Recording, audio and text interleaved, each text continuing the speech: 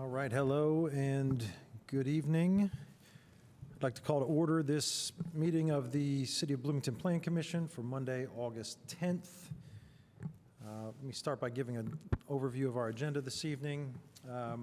We will have just a couple of housekeeping items, and then we will get to our, we have a consent agenda tonight that has two items on the consent agenda, and then we have 4 petitions to be heard in full tonight. Those are sub 2026-05-0010. This is the Redevelopment Commission's request for primary plat approval for Hopewell South and partial plat vacation. We will then have ZO 2026-06-0006, which is UDO text amendment related to the Council Resolution 2026-05. And we will then have ZO 2026-06-007, which is a request for UDO text amendment related to increasing housing attainability. And then finally, ZO 2026-06-0008, request for UDO text amendments excuse me, related to change in use and limited compliance requirements. So, yeah, 4 petitions plus a consent agenda this evening. But let's begin just by calling the roll for attendance this evening. Bishop. Here. Burrell. Here. Seabour. Here. Korodke. Here. Holmes. Here. Kinsey. Here. Smith. Here. Stossberg. Here. Whistler. Here.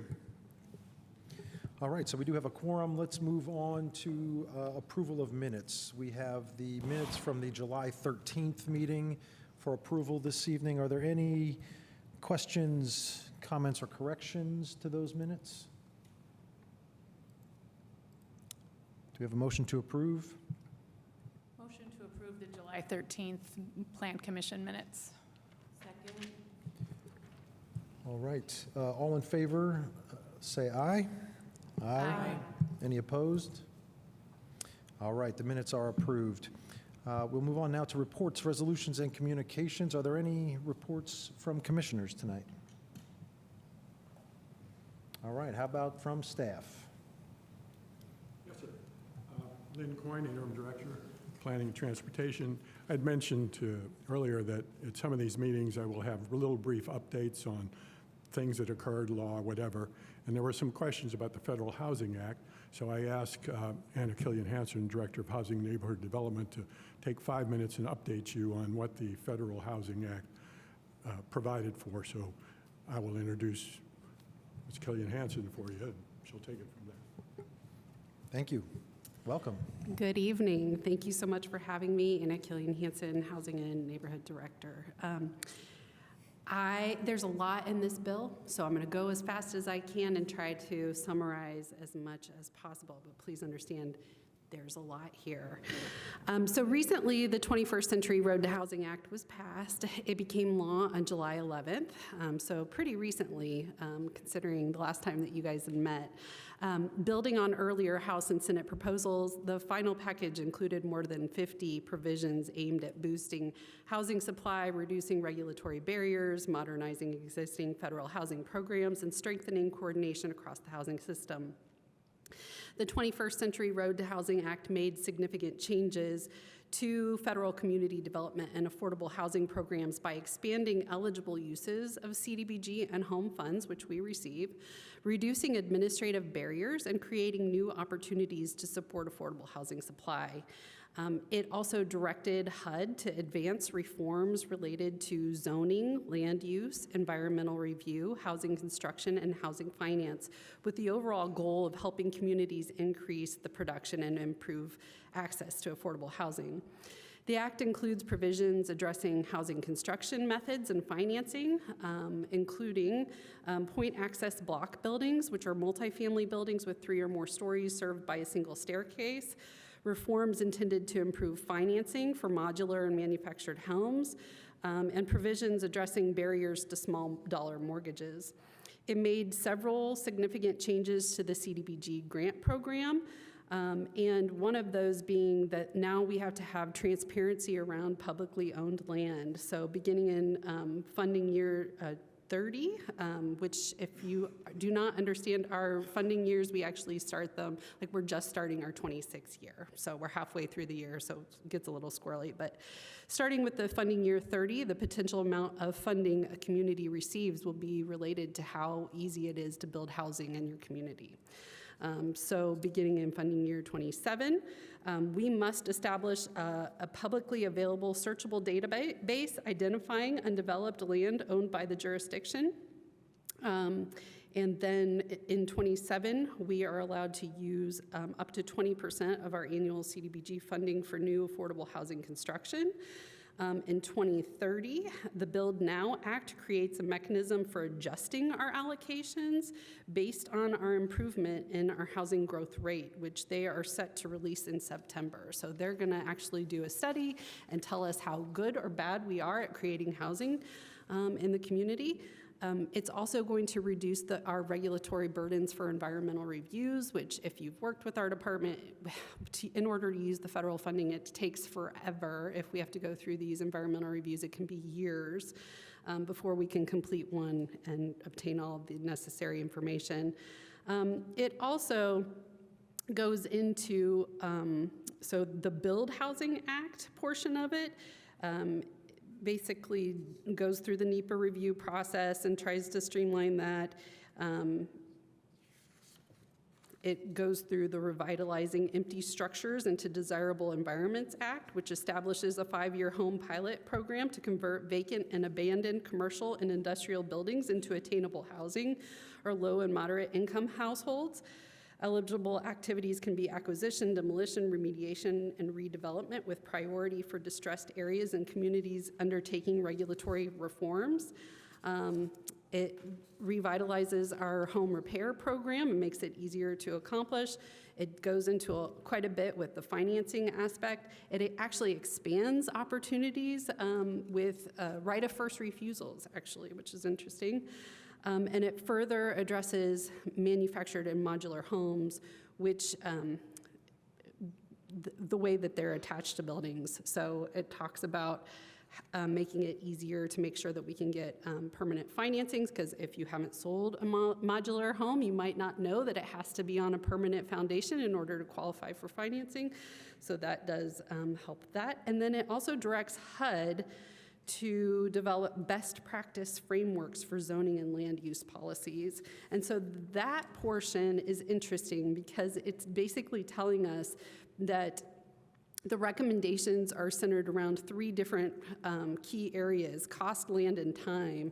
The report recommends reviewing local regulations and processes that increase construction costs, limit land available for housing, or lengthen time required to obtain approvals and construct homes. And it includes reviewing permitting fees and other development costs, avoiding requirements for unrelated off-site infrastructure, increasing transparency around fees, inspections, permits, and approvals, allowing a broad range of construction methods, including manufactured and modular housing, making publicly owned land available for housing development, allowing by-right residential developments where appropriate, streamlining permitting and eliminating duplicative reviews, establishing defined permitting timelines, and using technology to modernize or develop the development process. And so, taken together, the best practices from HUD and then also this new bill, it really establishes a framework for how they would like us to start moving forward. And then one of the things I think you guys might be interested in is the act also prohibits large for-profit institutional investors from purchasing certain single-family homes so that more homes are available for individual home buyers. The ban stops large corporations from purchasing extra single-family houses or duplexes. This applies to firms that own or control at least 350 single-family residential properties. This is not retroactive. Companies do not have to sell the homes they already own before the law started. However, violating the purchase ban can cost them up to $1 million or triple the home purchase price per violation. So there's a lot of really good stuff in this bill, but it's very complicated, and many of them are waiting on further guidance for implementation. So it's not effective right away. Certain things will be rolling out slowly. Some are 27, some are 29, some are 2030 for compliance deadlines, but implementation plans should be coming out soon, and we are keeping an eye on that, but something for your guys' radar as well. There's quite a bit out there if you want to do some research, or I'm happy to share some information that we have as well. Thank you. Thank you.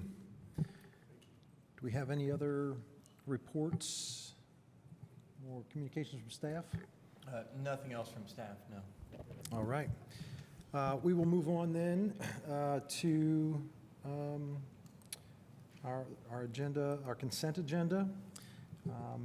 As I mentioned, there are 2 items on the consent agenda tonight. Are there any commissioners who would like to see either of those removed to have a full hearing? Question? Are there questions about the consent agenda? Yeah, what's the process? Because I have questions about the TIFs. How do we do that? Are we allowed to ask? You are allowed to ask questions, Without yes. pulling off the consent agenda? You can ask questions without pulling it off the consent Okay. agenda, All right. yes. Okay. But now would be the time if you have questions. Oh, we're that quick into it? We're that quick into it. We're on the consent agenda here, so if you got questions, Hope go he's got a question. ahead.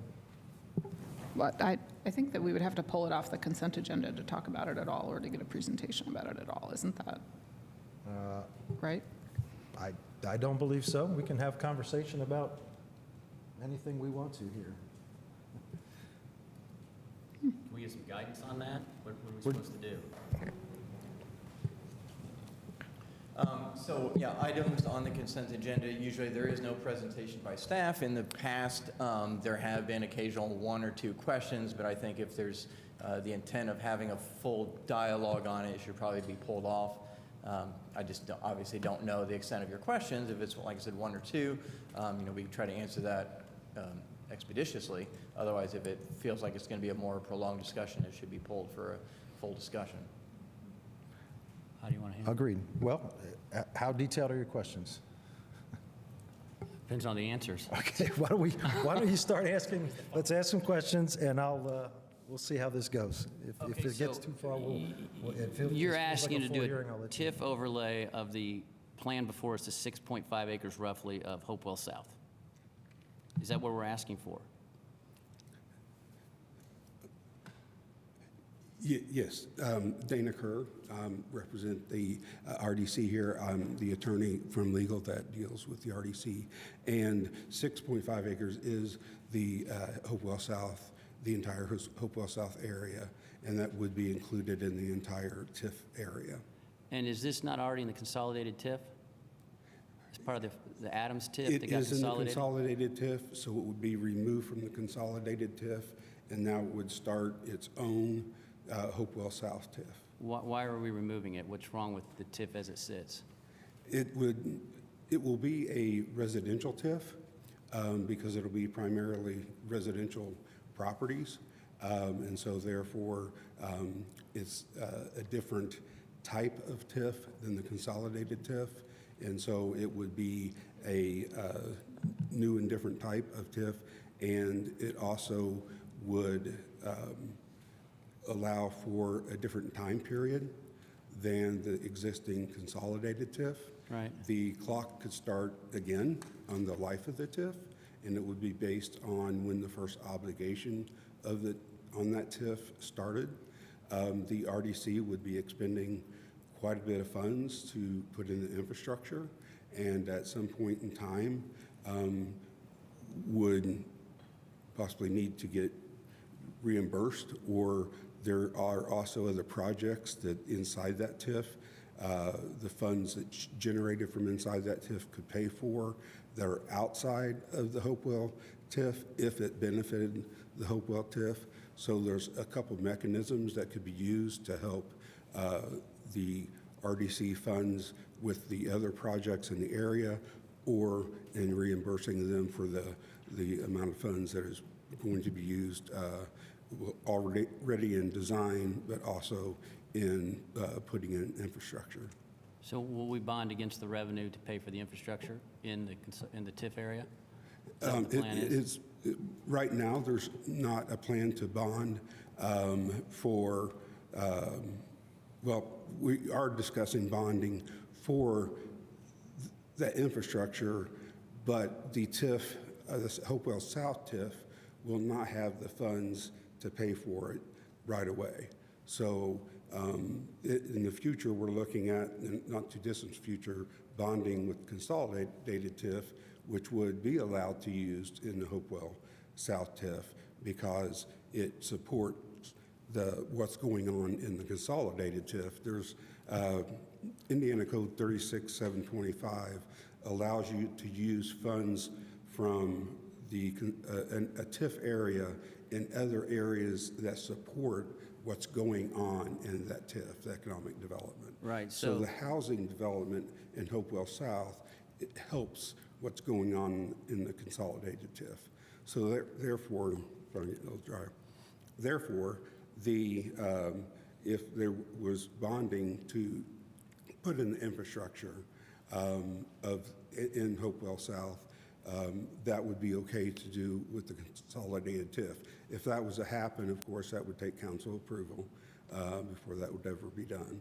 And then later, when Hopewell South TIF is getting built out and is getting to a point where it's creating revenue, that revenue could be used to pay on that bond that is from the consolidated TIF. So that's a benefit of the using consolidated this as a TIF. package. There's bonds currently tied to the consolidated TIF, correct? I'm sorry? There's bonds currently tied to the consolidated Yes, TIF there income, is. right? What's the monthly, how much of that TIF is used to pay the payments on those bonds? Is there any leftover money right now? I do not have the bond information right now. What I do know is there is significant bonding capacity. I also know that the funds on hand that the RDC has could substantially pay for a lot of the infrastructure at Hopewell South. But, you know, there's a lot of projects that need to be, that are in the works. Well, with the I'll tell you RDC. the reason for the line of questioning is I was on this plan commission, we consolidated the TIFs, and we were misled to where those funds were going to go, and they're not used in the areas they were used in before. And I want to make sure that if we're going to do a TIF for Hopewell, the money goes into Hopewell for infrastructure and improvements to that area. Water, sewers, storms, sidewalks, street trees, whatever that means. It seems like we've lost purpose on our TIFs a long time ago. And that's where these questions come from. If we're going to bond a TIF for Hopewell, I hope it's used for Hopewell. Yes, the funds generated, the revenues generated from the Hopewell TIF, even though the bonds are being supported by the consolidated TIF, where the money comes from that actually pays those is irrelevant. So we can use the funds generated from the Hopewell TIF to the extent that they can pay towards that bond, towards the bond, plus use the funds from the consolidated TIF where there's a deficiency to pay on those bonds. And to the extent that we've used consolidated fund bonds to pay, our consolidated TIF funds to pay for those bonds, those could be, if the expenses were tracked, could be paid back to the consolidated TIF. The second on the consent agenda, you're moving a bunch of parcels from the TIF. These are not these parcels, because I mapped them. There are a bunch of just random, there's a lot of parcels that you're removing from the consolidated TIF. Can you address that real quick of why we're doing that? Explain how that hurts the funding. The reason for removing those parcels, I'm almost done. We're on the second one. Yeah, I just want to understand why we're moving parcels. It didn't make sense. very sorry, I have a thing where my mouth is dry. In removing the parcels from the consolidated TIF, the residential parcels, up until last year, the way the software worked at the auditor's office, per the guidance of the DLGF, there was this balancing because these residential properties, you cannot capture that incremental increase Right. in value. So there was this balancing that they were able to do with the properties that they could capture to have a net effect and balance that out. Then the DLGF changed the guidance on how to use that software. So now, by leaving those parcels in, if we leave them in, it actually decreases the revenue by approximately $360,000 per year of RDC revenue. Now, the details of how that software works, I apologize, it's way beyond me, but our Redo Financial Group has explained that this is a problem that everyone that has residential properties in TIF districts that are based on commercial TIFs is having to deal with, and are taking these kind of steps to remove the residential properties from their TIF areas. Okay. It's a way to balance that, and actually it's a more correct way to do it since they're not supposed to be captured anyway. So Okay, this that- just takes that them makes out of sense. this system. Okay, last question. I promise, last question. I've had discussions about the commercial versus residential TIFs in different communities. What's impacted when you do a residential TIF? When that increase in revenue reduces income somewhere else.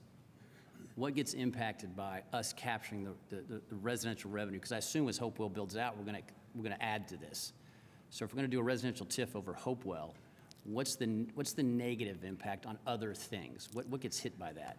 Yes, there is a tax impact analysis that Reedy Financial just completed today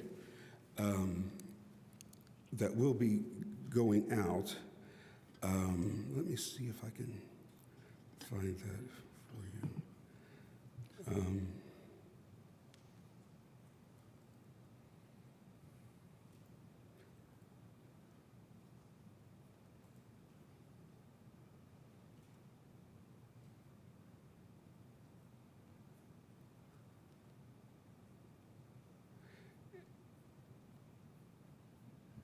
And whenever you look at a TIF and estimated impacts, it's estimated based on the fact what would happen if you didn't put in the infrastructure, if you didn't, put this in a TIF, it weren't able to develop this, and it would just grow in its condition as it was. And so the tax impact to overlapping areas would be for the Bloomington Civil City, $3,918, and for rate-driven funds impact, $13,497 for the city. This is not actual loss of revenues, but is a hypothetical impact of eliminating the allocation area after it would have generated the new incremental values. Let me ask the question a different way.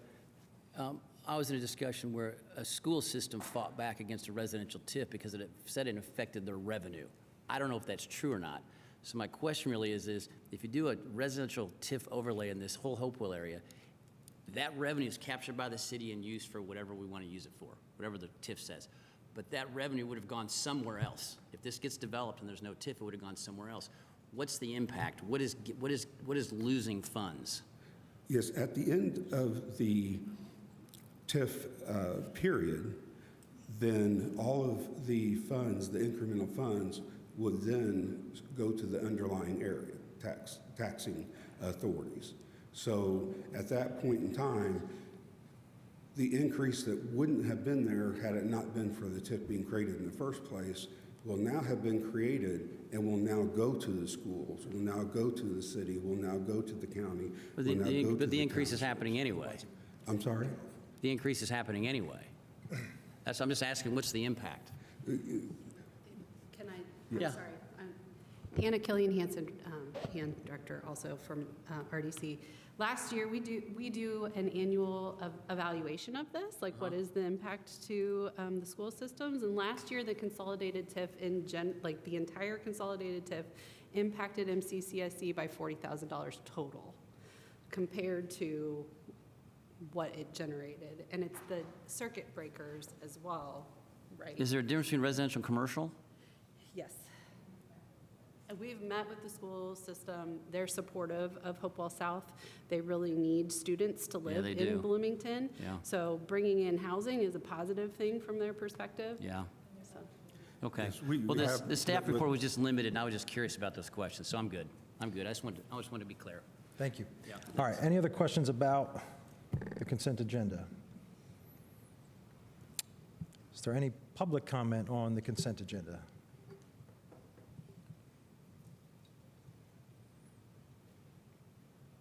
Are there any online comments? All right, we're back to the commission then for any final comment or motion?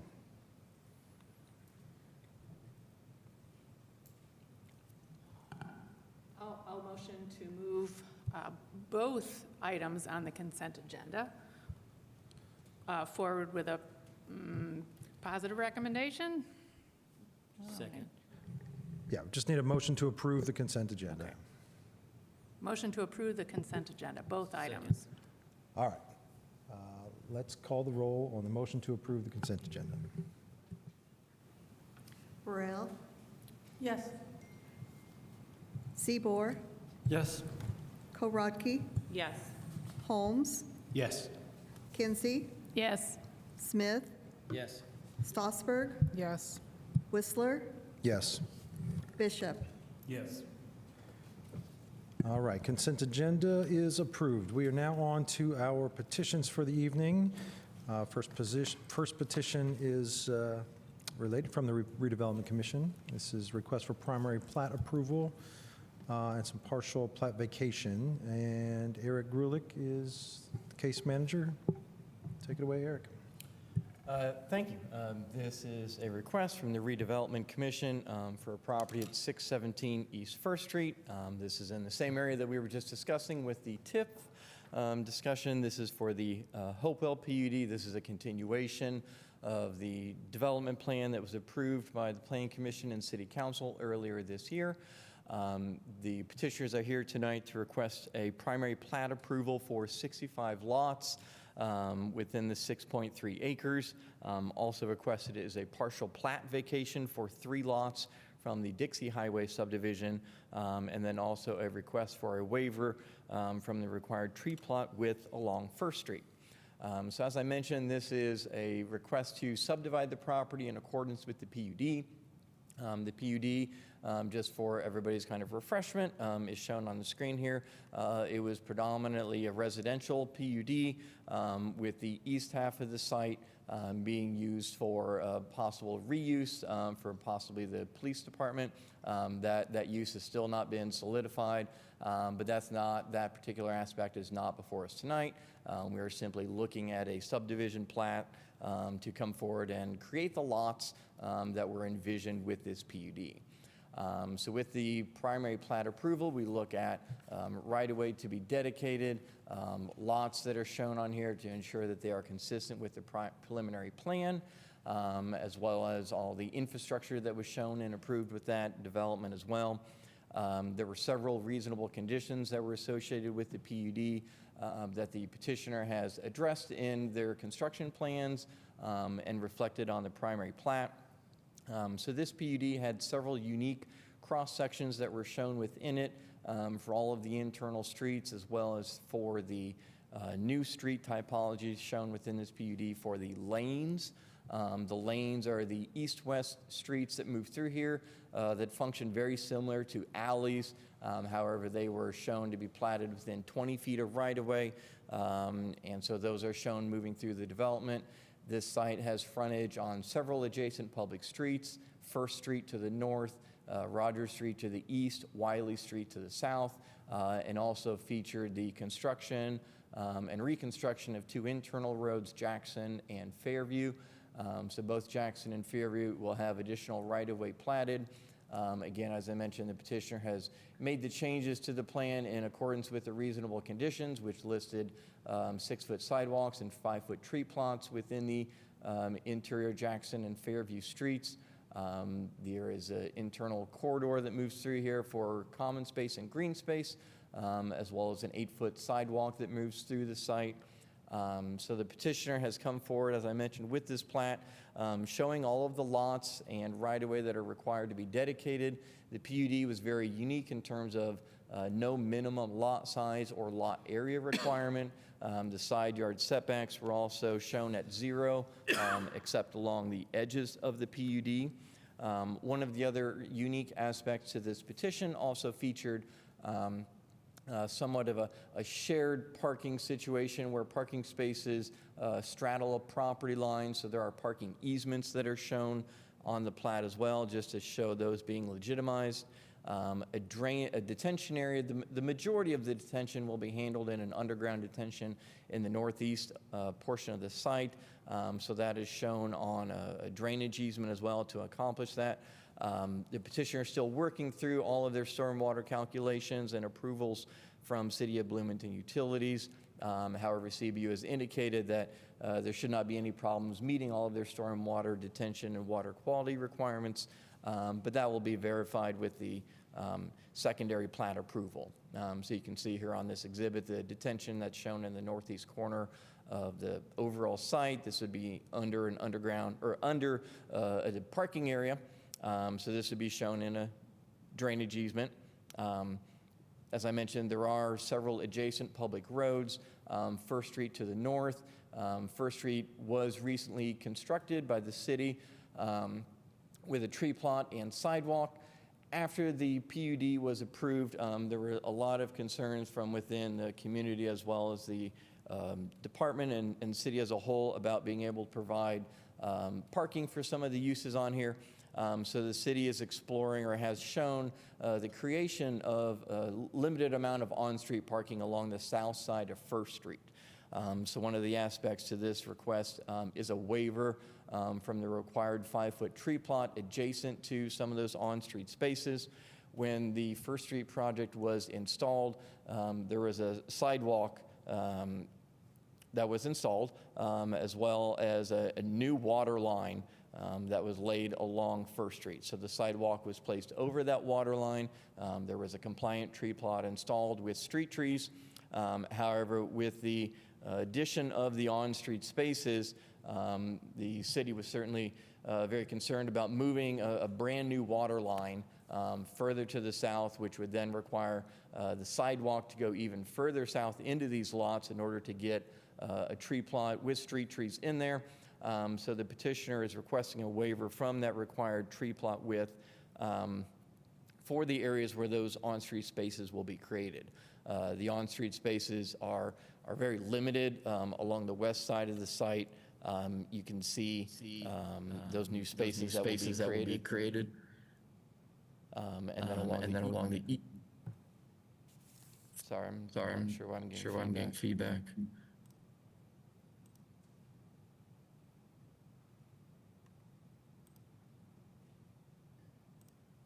Sorry about that. So you can see that the on-street spaces are shown along just limited portions of those frontages along First Street. So the impacts from that reduced tree plot width adjacent to those on-street spaces will be very limited. The presence of the on-street spaces still provides the separation from vehicular traffic that would be accomplished by that tree plot. And the street trees would be placed on the south side of that sidewalk in order to fulfill the street tree requirement. But they are requesting a waiver to not allow or not require that 5-foot tree plot adjacent to those on-street spaces. So with that, obviously we review this for all of the standards of the PUD, as well as for any of the standards that the PUD didn't address. So this is held to the traditional subdivision type that is outlined within the UDO. And so this meets all of the requirements of the PUD. It is dedicating the right-of-way along the adjacent street frontages that is required per the preliminary plan and as modified with the reasonable conditions. So with that, we are recommending that the Plan Commission adopt the proposed findings with the waiver request with the 5 conditions that are listed in staff's report, and I'm happy to answer any questions. Thank you. Are there any questions from commissioners? Commissioner Stossberg. Yeah, I've got a few. First of all, how many parking spaces does that actually add? The on-street spaces, you know, with on-street spaces, we don't delineate those unless it's a metered zone. So in this case here, I'm just ballparking. The petitioner can correct me if wrong. I'm guessing maybe 20. And what about the trees that have already been planted there? Yep, so there is a street tree plan. There are a lot of those existing trees that would be preserved, especially for the ones that are on the east and the west side of the on-street spaces that are proposed. The ones that are there that are current, they do show, I think, some of those to be relocated. So there will be an effort. Certainly, we can ask the petitioner if I've said anything incorrectly. So one of the things that said in the staff memo was about this parking space issue was that trees would be planted on the other side of the sidewalk, essentially. Wouldn't that basically be in people's front yards? No, so you can see on this exhibit here, this is the street tree exhibit. So you've got the sidewalk, and then there is, I'd say, probably 6 to 7 feet between the edge of the sidewalk and the property line. And what is going to differentiate the edge of the street and the property line for the normal person who is in that space and using that space? Like, if I'm going to walk down there, how am I to know that the tree is in the right-of-way versus in somebody's front yard? Yeah, so there would still be a little bit of space between the tree and the right-of-way line, if I'm understanding you correct. No, I guess part of it is, I'm looking 20, 30 years down the road, and I'm going, oh, there's a tree in somebody's front yard, and it's technically a city tree, but would a homeowner who moved in there not realize that's a city tree and cut it down, for example? And I think that there's, we're putting a tree plot essentially in somebody's front yard. And you know what, it's not that different, I don't think, from, my neighborhood that I'm in doesn't actually have sidewalks, but there is significant right-of-way for the city that most of my neighbors don't even realize exists. Yep, certainly, I hear what you're saying, and, it is close. Obviously, it's important for the property owners to know where their property line is, but it would be right on that line or pretty close to it. Okay. I have another question that's unrelated to the tree thing. Should I continue? Please continue, yeah. So in the staff memo, under the PUD dimensional standards, the Wiley setback is described as having a 12-foot setback, but at the council level, because the council had a reasonable condition to not have this sort of monolithic sidewalk along Wiley that I was just talking about, and so we amended that setback on Wiley to potentially decrease as is necessary to be able, along Wiley, to put in a proper tree plot between the parking spaces and the sidewalk. And I don't see that reflected in your memo, and I'm not sure that I see that reflected on the platted image. Yep, so the cross-section that is shown for Wiley Street includes a 5-foot tree plot and a 6-foot sidewalk. So the building setback line stayed with what they initially showed. Do you mind showing the exhibit you're talking about while we discuss it? Thank you.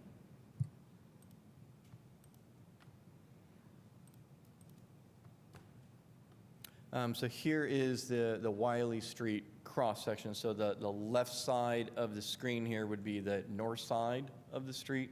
So it's showing the 5-foot tree plot and then 6-foot sidewalk beyond that. So I can go to the, Okay, but where is it on the actual, like, image, a couple slides before this? yep. Let me switch to a different view.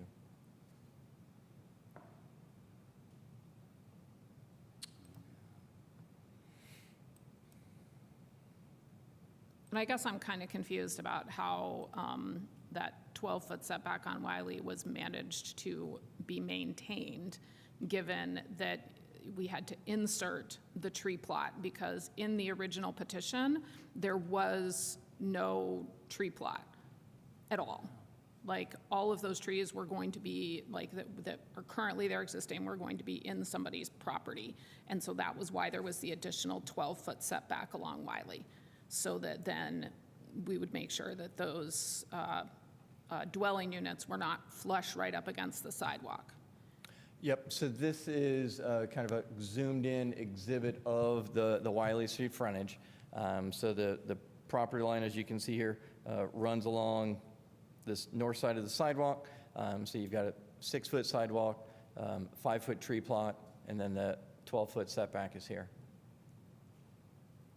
So once again, like, so there was actually space in there all along to maintain that setback, and So the PUD initially showed a 15-foot setback from No. Wiley Street. Initially, it was, I think it was modified, but it did show a 15-foot setback to keep all of those trees, because those are kind of a little bit further, deeper into the lot. So initially, it did show a 15-foot setback, and so I think that 12-foot was then modified with the reasonable condition you're talking about. okay, so it did drop then from 15 to 12? Yeah, I believe that's what the reasonable condition addressed. The reasonable condition just was really vague. It just said, lessen it as is necessary to create the tree plot. Yeah. It was, we didn't know at the time how much it might need to be reduced in order to create the tree plot.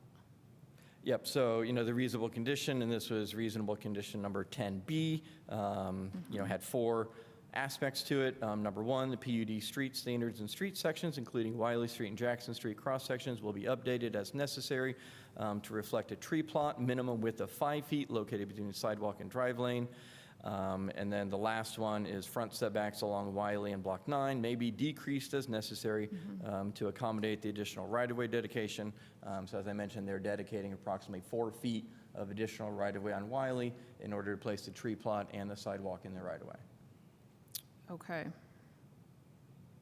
I guess I'm still a little bit confused about how that is demarcated on this slide that I'm looking at, because the section by the former convalescent center, like, looks the exact same in terms of the markings as it does in front of the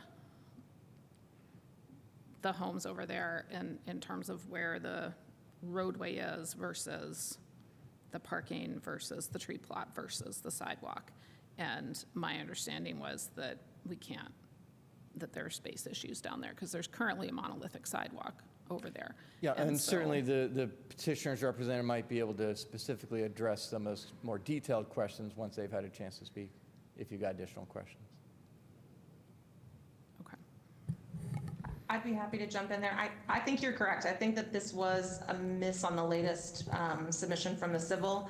I do believe that there is a larger setback that is still retained, but I think you're right, it's not 12 feet. So in the site plans here, you can see that the remaining roadway width is staying on Wiley. The tree plot and sidewalk have been adjusted per the city council comments, but the setback in the front, the buildings are still sitting where they were before, but I think you're absolutely right. I think that setback line is not currently shown at 12 feet, although the homes are shown where they were previously. So I think that's an administrative catch that needs to be caught up between civil submission and the way that the PUD came back in.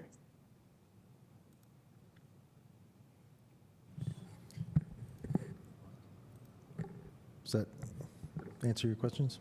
Yeah, kind of, but if we consider that sort of like the equivalent of a typo on a primary plat, like, can we approve a primary plat with essentially a typo? Like, I don't know, that's a real question. I don't know who should answer that. Jackie Scanlon, Assistant Director. Depending on, and then Ally can weigh in on this, depending on how much it affects, you could add a condition that it needs to be corrected before secondary. If the majority of you want to move it forward this evening. And Ally, Ms. Quinlan may be able to speak to what that change would entail, what the effect is. I think that would be a really clean way to solve that is we can change that reference to the setback and coordinate with Civil to see exactly where it is that they've got it set right now to back of sidewalk. I would be wary to give you an exact dimension, not having that file able to measure to specifically. But I think that's a really reasonable way that can be fixed before secondary submission. Thank you. I might have more questions in a minute, but I'll let other folks go. All right, well, let me just pause for a second. I jumped right into questions, assuming that we had heard the whole presentation, but is there anyone from the petitioner that wants to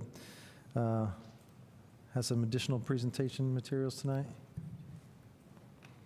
Hello, good evening. Kendall Kanoki, Engineering Department. I am representing the Redevelopment Commission as we start our, as the petitioner. We have several other folks here on the team as well tonight, but I can get us kicked off. I have a little presentation to share with you, but I can just start maybe with talking about Wiley Street. And we are showing a 5-foot tree plot and a 6-foot sidewalk. There is no setback shown on the plat.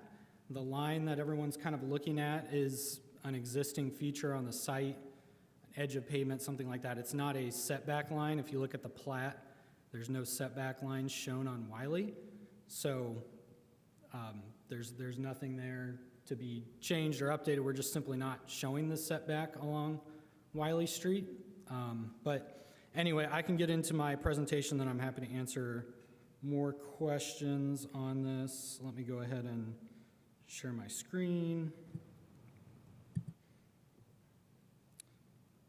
So I just wanted to kind of let everyone know where we were at. So after the PUD was approved, this project kind of got handed over to the engineering department to handle the platting, the detailed construction documents, and then the bidding and construction phase of the project.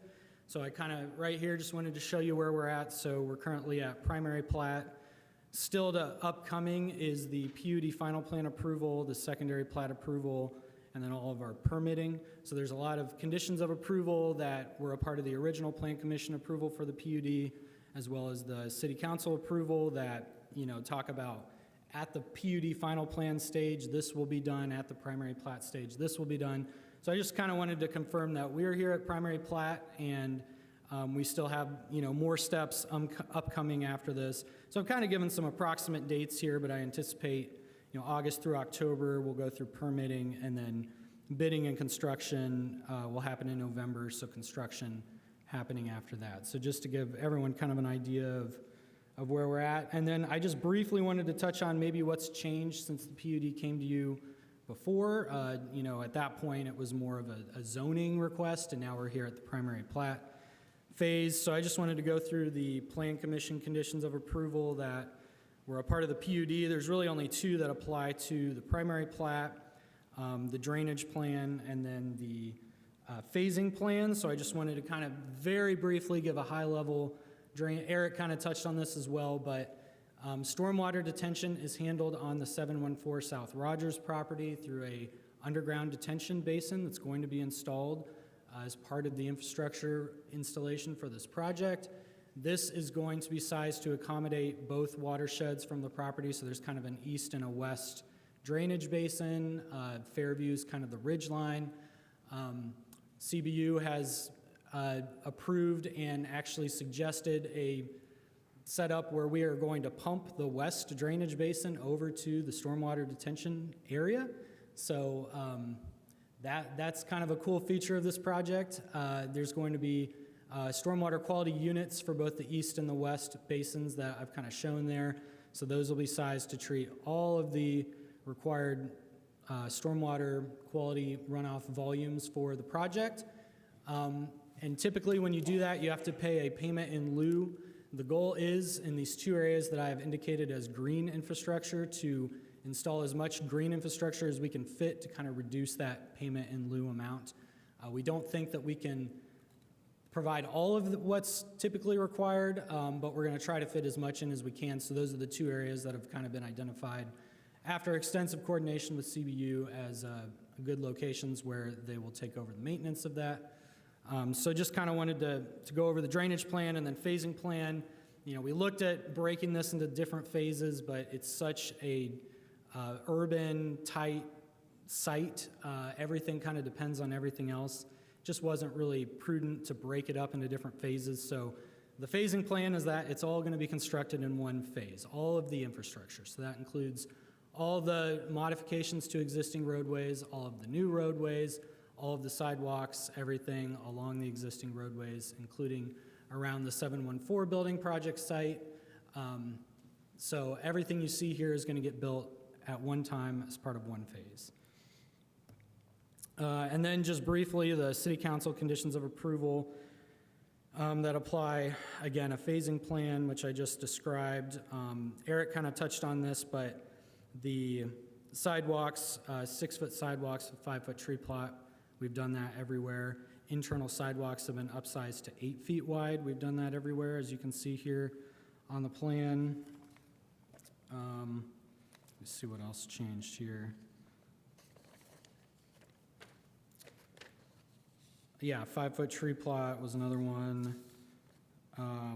One of the reasonable conditions was about traffic calming and a 10-mile-per-hour design speed for the lanes. So we were working through various options that we're going to present to the RDC, but kind of our recommended solution that we're going to talk to the RDC about is kind of a combination of raised crosswalks, accessible raised speed tables, and visually narrowing the travel lanes. So the travel lane will kind of either be asphalt or stamped concrete, and then flush concrete walks on either side. So it's still a 20-foot wide driveway for fire, but it kind of visually looks like a 12-foot wide drive lane. And also understanding that this is an accessible lane, so ensuring that there's accessible routes on both sides of the street for wheelchair users. And hoping, you know, depending on what the RDC would like to do, maybe making it a little bit more visually appealing than just an asphalt drive. But obviously, the economics of that will come into play. Yeah, with that, I think that's the main thing. So what you see here is the primary plat and the associated construction drawings. I will stop sharing my screen here. I am happy to answer any questions. We also have others on the team who can answer questions. And thank you very much. Thank you. Back to the commission. Any further questions, either for staff or for the petitioner? Go ahead, Commissioner Kinsey. Yeah, my question is a little bit about the statement in the packet that indicates this decision about the tree plot removal was based on to meet the parking needs of the area. And I wonder if someone could elaborate a little bit on what the parking needs are, how they were determined, whose needs are these, just so we have a little bit more understanding of this, because I do think that this is a large shift. So I'd like to know a little bit more about that. Yeah, there may be others who want to speak to it, but I think the primary concern is the impacts to the existing neighborhood. You know, there's been concerns about those streets filling up with vehicles from this development. Of course, this is a great location. It's very walkable. It's very bikeable. Transit and grocery store nearby. However, you know, there are concerns about, you know, the number of units that are being introduced in this development. And so the idea, and this was a priority of the RDC, which is why we looked at it, was to kind of look at our options for parking. So even though First Street was recently reconstructed, you know, is there an opportunity there to provide a little bit more to help ease some of the parking impacts on the existing neighborhood? So it sounds, just so I'm clarifying this, it's the residents, the presumed residents of Hopewell, so that they are not parking cars or having people park in the neighboring communities, if that's correct? That is correct. Sorry, Anna Killian, Hands in Hand. So when we were having neighborhood meetings with the adjacent neighborhood, this became a theme that they were discussing how folks were already parking in their neighborhood and what would happen now that we have new residents, and could we expand parking in any way? And this was the easiest place to put it, and especially next to the larger buildings that we have, the two Faulkner plans. So it was a request from the adjacent homeowner. It was our effort to try and accommodate their request. Okay, yeah, and there's no, I mean, you know, I'm looking at some of the Google Map images, and you know, it certainly seems that where this is being specified, there's not really any commercial, although, you know, it's hard to know what's going to go on into some of that area to the, I guess it's east side. I don't know. So I was trying to determine if it was residential parking that we were talking about, or if it was more of the commercial structures that could be also impacted. But it sounds like it's neighborhood or residents parking who are in Hopewell. Yes, that's correct. And if you look at the history of the site as the hospital, former hospital parking, the neighborhood had struggled for a long time with a lot of people parking on their streets. And so if you look at it right now, there's no one parking on the streets, and I'm sure they're enjoying that. So our goal is to not bring it back to that hospital-style parking impact. Okay, thank you. Commissioner Smith?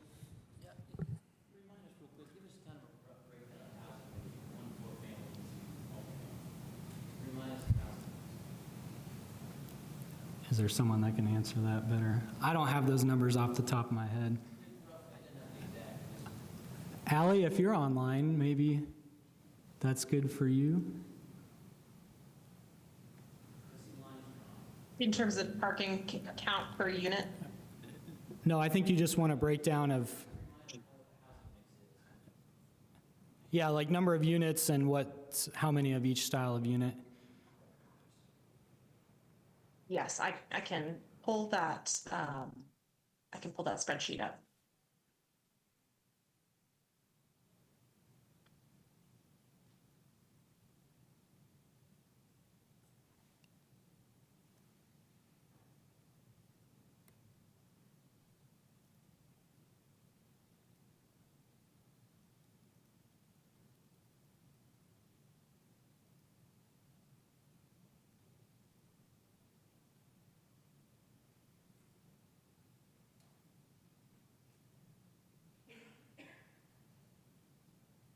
I don't have exact counts on the final number of parking spaces that Civil was able to add to First Street, but it does look like we have approximately half of our units are one-bedroom units, and then around a quarter of units are two-bedroom or three-bedroom, and we are parking those at approximately a little over one space per bedroom, around 1.15 spaces per bedroom. So trying to accommodate both enough parking for residents as well as some guest parking tucked throughout the neighborhood.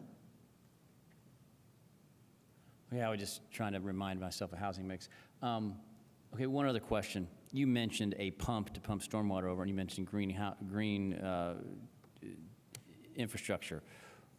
Who's going to maintain that? CBU will maintain it.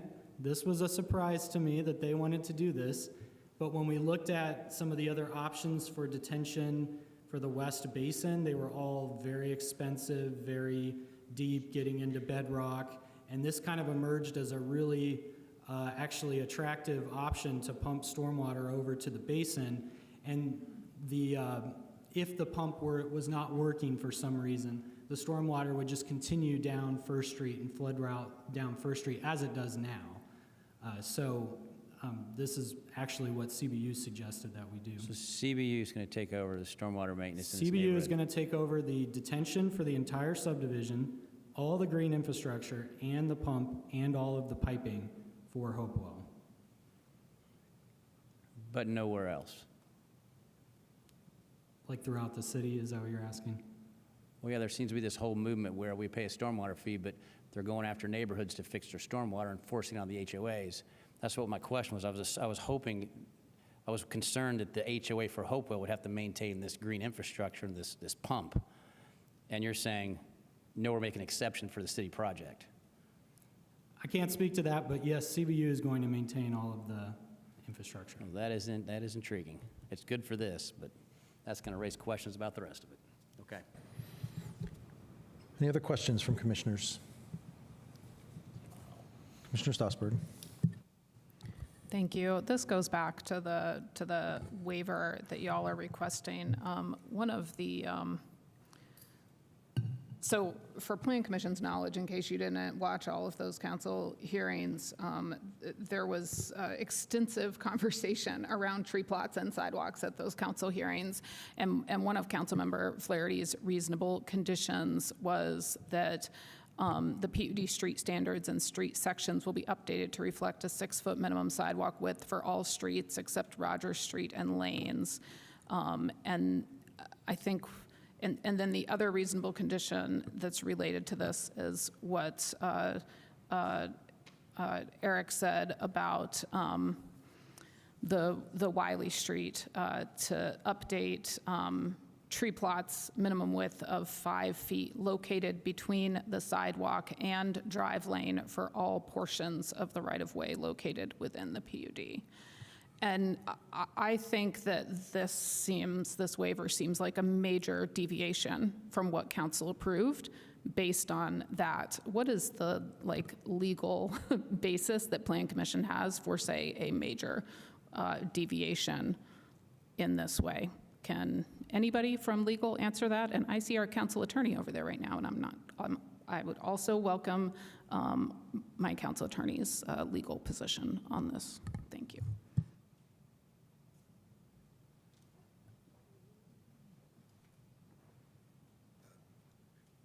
Dana Kerr, I also assist with the planning department, and I'm not aware of this deviation, so I'm sorry I can't provide an answer to that tonight.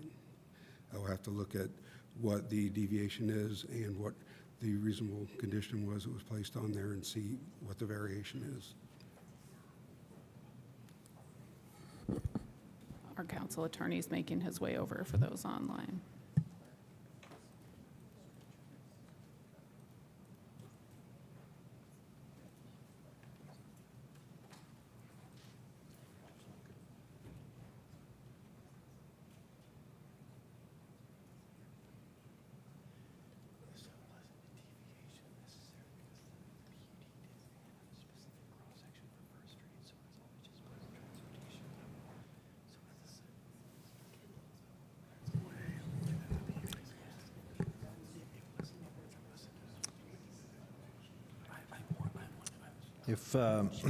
If staff needs a few minutes to confer, we can move on to another question, come back to this maybe? Is that all right? Promise we'll get back to, did you have any other questions, Commissioner Stossberg? Unrelated to this? I probably do, but let's let other. All right. Any other commissioners that have questions for the petitioner? No? All right. I did remember the other one that I had. Okay, yeah, go ahead. And this one actually is for, I can't remember your last name, Kendall. Kanoki. Kanoki. On your slides, it's, let me get back to it so that then I actually say what it is that I mean. You highlighted under the conditions of approval that the drainage plan that meets the requirements would need to be submitted with final plan or primary plat approval, and this, of course, is the primary plat approval. But I guess I got a little bit lost in there as to what I thought that I heard was that CBU hasn't actually approved it yet, but is like most of the way to approving it, and I can't tell whether that condition has actually been met here. Because you also said like, well, we're not really having phases, but that makes the entire thing phase one in my mind, as opposed to just not having phases. And so I guess I'm trying to understand whether that condition of approval has actually been met. Because usually when we get petitions that involve CBU-related stuff, when that has been met, we get some kind of a document of CBUs, that CBU has like reviewed the stuff, and it's one of those documents that I understand about this much of, but I usually see it. So can you speak to that Sure. again, maybe slower than the first time? Yeah, sure, sorry. So I asked CBU the question with the reasonable condition, or the condition of approval from Plan Commission, said, you know, are we at a point where you're comfortable saying, yes, you approve our drainage plan? And they said yes. I do have that in an email, in order to get the in writing. But essentially, we just need to go through the detailed, calculations for the detention area and the kind of the finalized details for everything. But ultimately, they have given their approval to our overall drainage plan.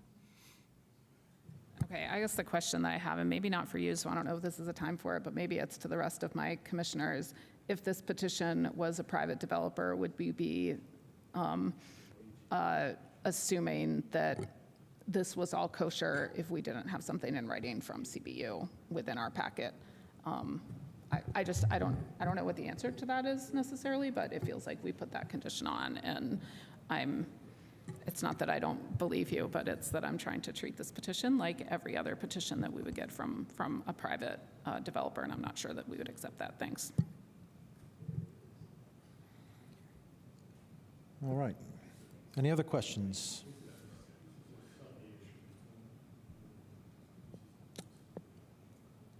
All right, I'll tell you what, we're going to go on to public comment, and hopefully we'll come back to the pending question earlier once we've completed public comment. So if you are here to speak to this petition, make your way to the podium, state your name for the record.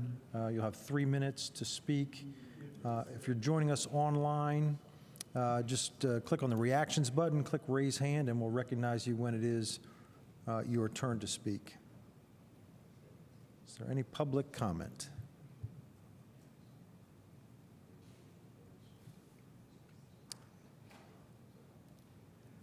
I'm not a member of the public, but we do. Yeah, I think our meeting host is tied up, so I do see that we have a couple of online folks who've raised their hands, so bear with us. We'll unmute you momentarily here.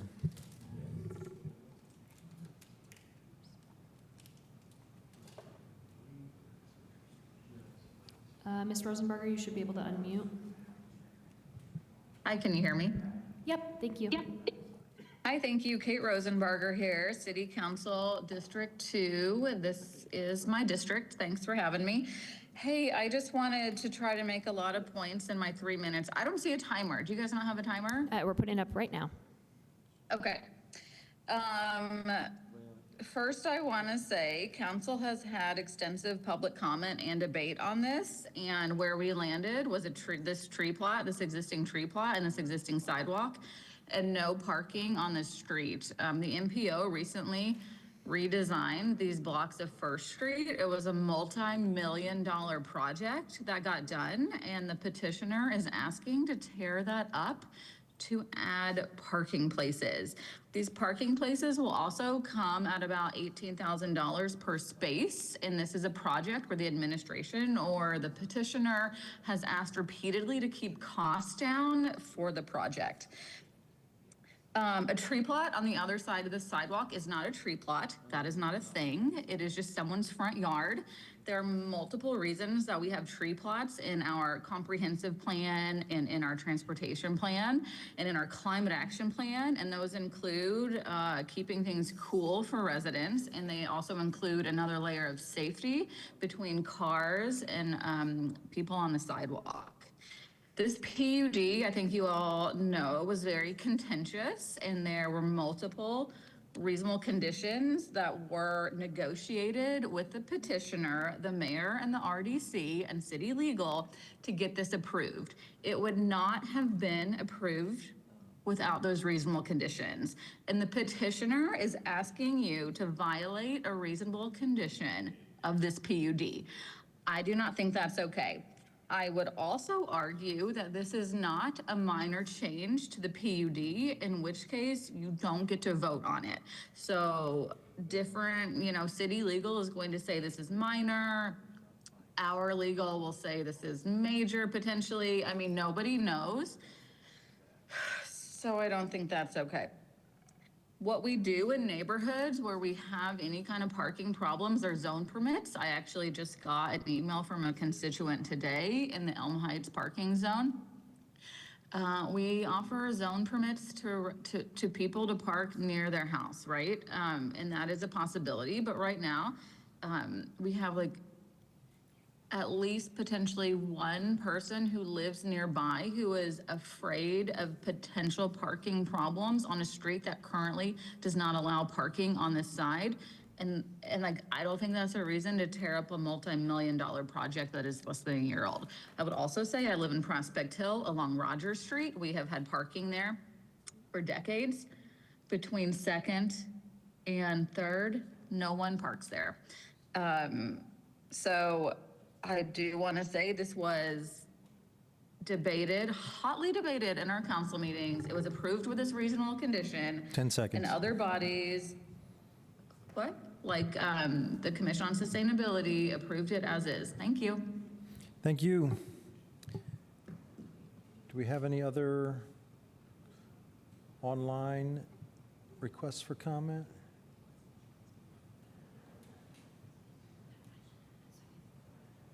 Yes. Hello. Ms. Piedmont Smith. Yes, thank you. I got the request to unmute, so I figured it was my turn. My name is Isabel Piedmont Smith. I serve on the City Council at District 1.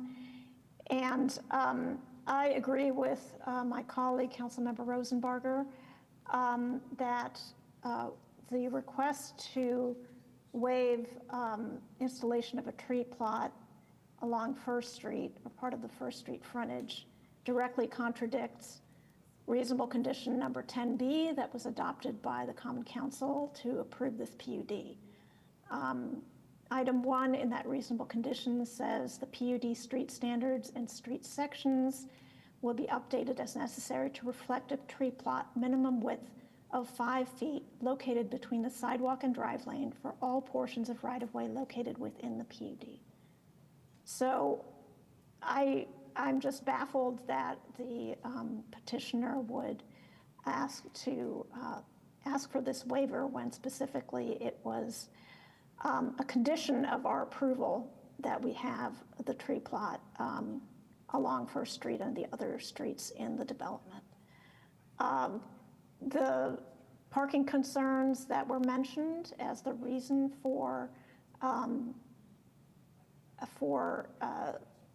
the parking to be added on the south side of First Street, those parking concerns, I believe, came up before this went to the Common Council. I know I live in the McDowell Gardens neighborhood, and I know 1 or 2 people in the neighborhood did express that before this PUD came to the council. So I don't know why that wasn't considered previously or brought to us. I mean, it should have been part of the plan that was brought to us. And since it was not, what we approved should stand.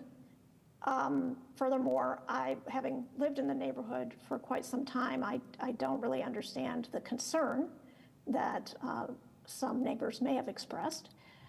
And tree plots are very valuable to creating a walkable neighborhood and to acting as a carbon sink in our constantly warming climate.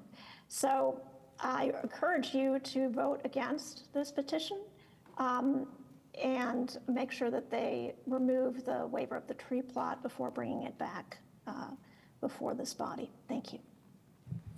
Thank you. Mr. Flaherty, you should be able to unmute. Thank you. Hello, my name is Matt Flaherty. I serve on the Bloomington City Council. I'm an at-large representative. I'm going to echo some of the comments and share additional perspectives with respect to the proposal here from the petitioner to grant a waiver for the tree plot and the tree plot standards on First Street. I think it's an express violation of a reasonable condition passed by the City Council, and I request that the Plan Commission reject the proposal as stated and reject the proposed findings of staff unless you can amend them to change this particular portion. So the reasonable condition imposed by council is that the PUD street standards and street sections will be updated as necessary to reflect a tree plot minimum width of 5 feet located between the sidewalk and drive lane for all portions of right-of-way located within the PUD. I don't think this is even legally permissible, and I think you're potentially inviting a legal challenge if you pass this.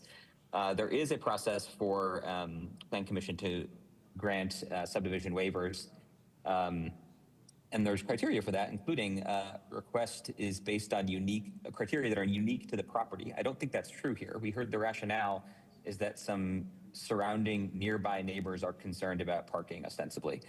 So there's kind of a theoretical fear or concern that is not unique to this property. I would argue you don't meet the conditions imposed by the UDO for subdivision waivers. But in any case, I don't know if you can grant a waiver here because this isn't a standard waiver of code. It is a attempt to override and expressly violate a reasonable condition passed by the City Council as a condition of approval of the planned unit development in the first place. This was discussed extensively. I can assure you with extremely high confidence based on the many conversations we had that if this design on First Street to get rid of the tree plot in favor of on-street parking that would tear up a recently built city project with a waste of city dollars, if that had been proposed, we would not have accepted it. We would have changed it, and we would not have approved the PUD if that wasn't changed. I also would invite you to consider whether you would be supporting this for any petitioner other than the city, an element of the city of Bloomington. I think the kind of self-dealing and special exceptions for how we're treating the city as a petitioner with this particular PUD has been part of the problem and contentiousness all along. It's sad to me to see that that is still continuing to be the case. I would also suggest that, again, this is a largely theoretical concern about parking. I believe we heard that 1.15 spaces per bedroom will already be incorporated into the site. That is very high. So I don't think the concern is well-founded. Finally, I would just say it's hard to overstate how much approval of this proposal would further erode what little trust remains in Mayor Thompson and some of her staff to engage with the City Council in good faith. Again, we debated all this already. We made a decision and encourage you to reject this part of the plat. Thanks. Thank you. Are there any additional public comment? Sorry, just Ms. Scanlon, do we have any other? One more online. Okay. Mr. Ammerman, you should be able to unmute. Hi, yes, my name is Zach Ammerman, Bloomington resident. I just wanted to comment on this. My understanding is that the street that we're talking about here was redesigned and rebuilt like last year. And millions of dollars were spent on this design, and now we're going to rip up a big part of it, it sounds like. The city's wanting, or at least the mayor's administration is wanting, in order to put parking spaces in. I think that is cuckoo bananas crazy, to put it short. I've been working on a project on Bloomington's canopy, urban canopy, and I independently kind of verify going back looking at geodata. I make maps for a living, and I deal with data for a living. And I look back and I'm very interested in the canopy. And I found that Bloomington has lost about 200 acres of canopy over the past 25 years. The vast majority of it from development.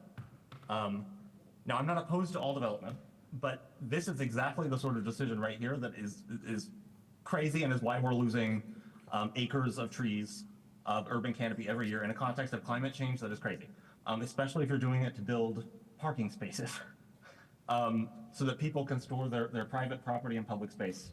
To take trees down for that, I think is crazy. And I think it's just another example of the mayor seeming to go out of her way to pick fights with the city council. And I think make decisions that are contrary to the benefit of the whole city. So I urge you to oppose this. Thank you. Thank you. Last call for public comment. Can I make a public comment or Who am I? Well, I would I'm the recognize mayor. you I have a as comment. part of the petitioner, but I can wait. yeah, give me just, Yeah, yeah. just 1 minute. Were you wanting to speak to the legal question or something I else? am not an attorney, but I do want to speak to what has happened with this process. Okay. All right, if there's no more public comment, Mr. Allen is out loud. okay. All right, we'll come right back to that. Thank the mayor for allowing me to speak. My apologies. Since I'm not a staff member, I thought I was a member of the public, so thank you for recognizing me for my 3 minutes. I'm trying to clarify this issue just in talking about it. One, just to, as my understanding from staff, and maybe I'm just repeating what we already know here, is that the tree plot itself is not actually being removed from that portion of First Street, that it is being, though, swapped behind the sidewalk. So the tree plot as a 5-foot tree plot would be preserved.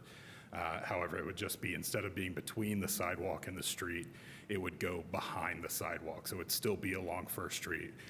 We do acknowledge that the language of the reasonable condition includes that there shall be a 5-foot tree plot that shall be between the sidewalk and the street. We're conferring about if there is a process even to allow for minor deviations from that, or whether it needs to be an amendment.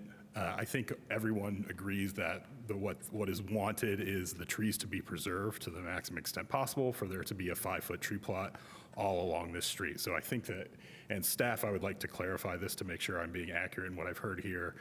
That's my understanding of what this particular change is. It is not a full removal of the tree plot altogether. It is more of a transposition of where those trees will go on the First Street parking. And I believe that in the original design, there was some allowance for parking, but that has been changed to allow a little bit of cut-in on First Street since it was last finished. So that's that. I just wanted to provide that information for you in terms of what we gathered, and gathering the legal mechanism behind the change.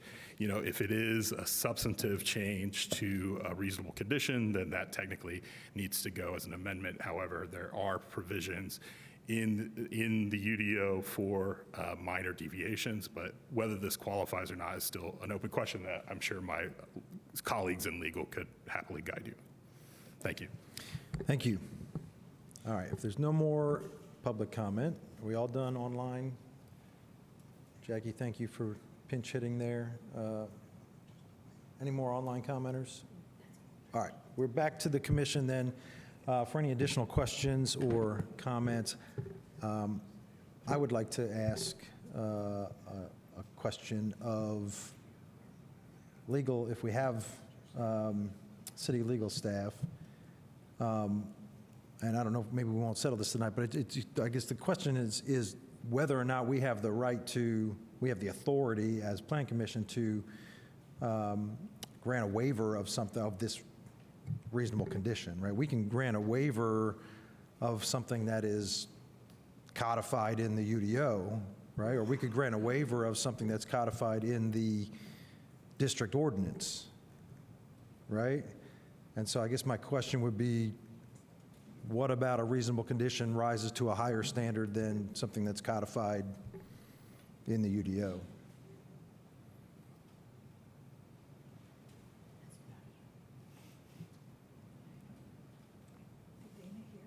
Does anyone from legal staff want to take a crack at that?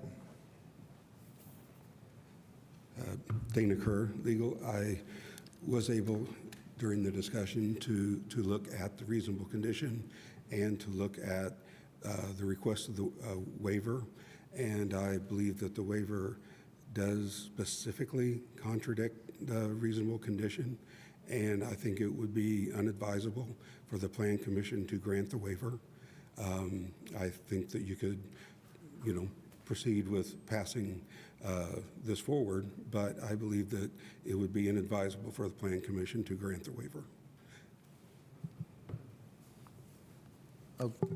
Okay. Well, follow up to that then, how could we move this forward without the waiver if we're approving a plot that shows something that is in contradiction to the condition? They would need to modify that area to reflect pushing the sidewalk back to allow for the tree plot to be in the right location. I understood from planning that that would be acceptable. Yes, they wouldn't have to change anything tonight. You would just deny the waiver, and then whatever comes forward would be fully compliant with the transportation plan and the reasonable condition. Okay. Because, and we would just, it would be corrected before we do secondary plat approval. Yes. Okay. Well, this may make my next question moot, but in what was proposed tonight with the tree plot being inside of the sidewalk, was that still proposed to be in city right-of-way? Yes. Yes, the tree plot and the right-of-way, the tree plot and the sidewalk would be in right-of-way, as was shown here today. Okay. All right, so it's not in the front yards of individual parcels that are going to be sold off. It's still proposed, well, you propose it's still in city right-of-way? Yes. Okay. Yes, in existing city right-of-way, there's a 5-foot, minimum 5-foot section with the street trees. I think the concern was, it feels like it's your front yard, but it is legally in the city's public right-of-way. All right, thank you. Any other questions? Go ahead. Yes, if you have more questions, go ahead. So to be clear, so the reason we're moving the trees is because there's a water line that prevents them from being put where they would be put normally? Yeah, we cannot plant street trees within 5 feet of the water main. So if a tree plot was added, there just wouldn't be street trees planted in it. So in order to meet the requirement, we would have to plant street trees on the private property that would not be city street trees. They would just be up to that property owner what to do with in the future. So there's kind of, the ideal situation is you plant street trees in the tree plot. If there's utilities, you plant them on the other side of the sidewalk, hopefully still in the right-of-way. If there's no more right-of-way, then you plant them in the private property. That's kind of the order of operations on how you meet that requirement. But we're not planting them in private property. I thought they just said we're planting them in the city's right-of-way still. In this case, yes, we are planting them in the city's right-of-way. If we pulled that sidewalk back, we couldn't plant them in the tree plot that we just created, so we'd have to plant them on the private property or eliminate the parking to meet that requirement. But we're not doing that. We're planting it in still the right-of-way. Yes, We're as not doing, We're proposed, not doing it yes, on private that's property. correct. We're talking about that, I'm not sure why, but we're not doing that. Correct. But the reason we're not putting them where originally promised is because there's a water main there. So you can't plant, is that not right? Am I incorrect on that? No, correct. they are So that- asking for a waiver so that they don't have to have a tree plot between the sidewalk and the street. That's right. And in Where order to put the parking spots in, they have to move the trees on the other side. But City Legal just agreed that that violates the PUD, and that would be open to a legal challenge. So our best option right now is to deny Well, the they just waiver. advised us, but we get to Sorry. make our own decision. Yeah, with respect. correct, yes. Yeah. Let's try to keep the questions between Yes, staff I agree completely. and the It seems, petitioner. I would think that a water main, I mean, that's not something that you can avoid. That's inherent to the land, right? The I the think trees that's are inherent. I already think we planted. passed Sorry, things Commissioner before Strasburg. that I didn't This is think. not a free-for-all here. You need to be recognized before you speak. Thank you. So we've passed things before that saying that, oh, we have to pass this waiver, it's something inherent to the land in the last petition that we did. I didn't think those were. This is a water main, right? We can't move that. We can't, that's inherent to the land. That's something that's there. You can't plant trees on it. All right. Is that a question? So I think that is this correct? My original question was, am I understanding this correctly, right? There's a water main where they want to put the trees, so they want to move the trees. Is that a question for staff that you would like to respond to? That's a question. Yes. I'm going to try my best to answer the question. So if the parking that we're proposing to add on First Street was removed, a 5-foot tree plot and a 6-foot sidewalk could be provided, and trees could be planted in that tree plot. So that's the existing condition for First Street. We are proposing to add parking to the street, and by doing that, we've now shifted the tree plot, 7 or 8 feet farther south, which places it on top of the water main. So that's why we're requesting to put the sidewalk on top of the water main and the street trees on the other side. Does that answer the question? I think so. Does the parking itself contradict any of the conditions? I know there were lots of conditions imposed. Does the parking itself, not any of the consequences of it, but does the parking itself contradict any of the reasonable conditions imposed by council? My understanding is the PUD on the cross-section for First Street has a statement that says parking may be added to either side of the street. That's my I'll weigh in to support Kendall. Yes, the approved packet that went to City Council and the final approved PUD has a section for First Street that says that if it is determined additional parking is needed, then parking may be added to First Street. And so we were under the impression with the waiver that this was within compliance of condition, because the condition states that a tree plot is required between the sidewalk and the drive lane. It doesn't say between parking lane or between street or something more general. And so this was a problem solving, trying to make sure, if we have the tree plot in between the sidewalk and parking lane, we won't have trees in it. And so this was the best kind of problem solving around not needing to move the water main and preserving public funds. But yes, I think that's the tricky geometry here is we can get trees if the sidewalk is against the parking lane. We can't get trees within the city right of way if we have parking and tree plot and sidewalk. Thank you. Ali just mentioned that parking could be added if it was determined that it was necessary. Is there a any sort of a study or any sort of performative data that led to that conclusion? I can answer on behalf of the petitioner. There's no parking study other than a comparison of the number of units and the number of proposed parking spaces. So this isn't a necessary or required feature? That's correct. The project could move forward without parking on First Street, yes. Thank you. Other questions? Do you have a question? I have one, is about the capacity to get the CBU approval and add it to this packet. I have some concerns about moving a proposal forward without that letter acknowledging CBU's approval of this. I mean, I see it in writing, and I presume that's enough, but I wonder if it can be added. We do have emails from Phil Peden and Kat, who both said that they were fine with the petitioner's proposal to give additional supplemental information prior to the secondary plat. So we do have that correspondence from them directly. Okay. Yeah, I just want to make sure that we're following procedures to the degree that we should be. So to me, that is an important thing to either add now or add as a condition that it be a part of a secondary plat approval so that we can formalize this, just to keep it straight. Benedina Casamayan from City of Bloomington Legal. Would like to offer a short recess so that legal can deliberate and then come back and answer these questions.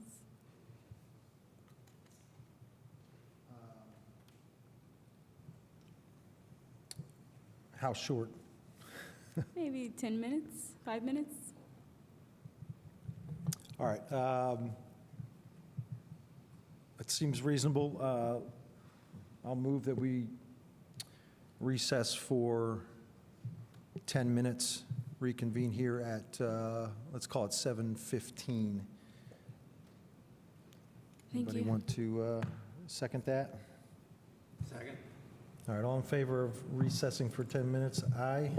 Aye. Aye. Any opposed? No. All right, we'll reconvene at 7:15. All right, it is 7:15. Let's call the meeting back to order. I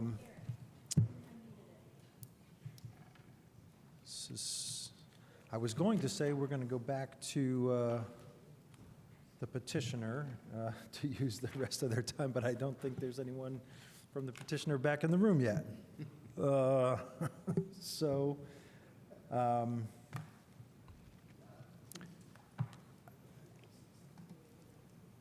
we'll just wait one more minute. Chair, Yeah. can I make a clarification while we're sitting here?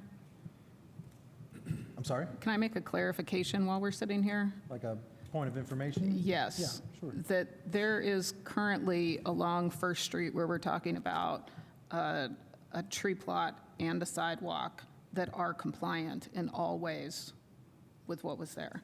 So part of what they're asking is to tear up what just got installed last year in order to do something different. So in terms of the concern before about the water line, that the trees are currently planted around the water line. The water line was installed based on where the trees were planted. All of those things went together, and it was just last year that all of that was designed by the city.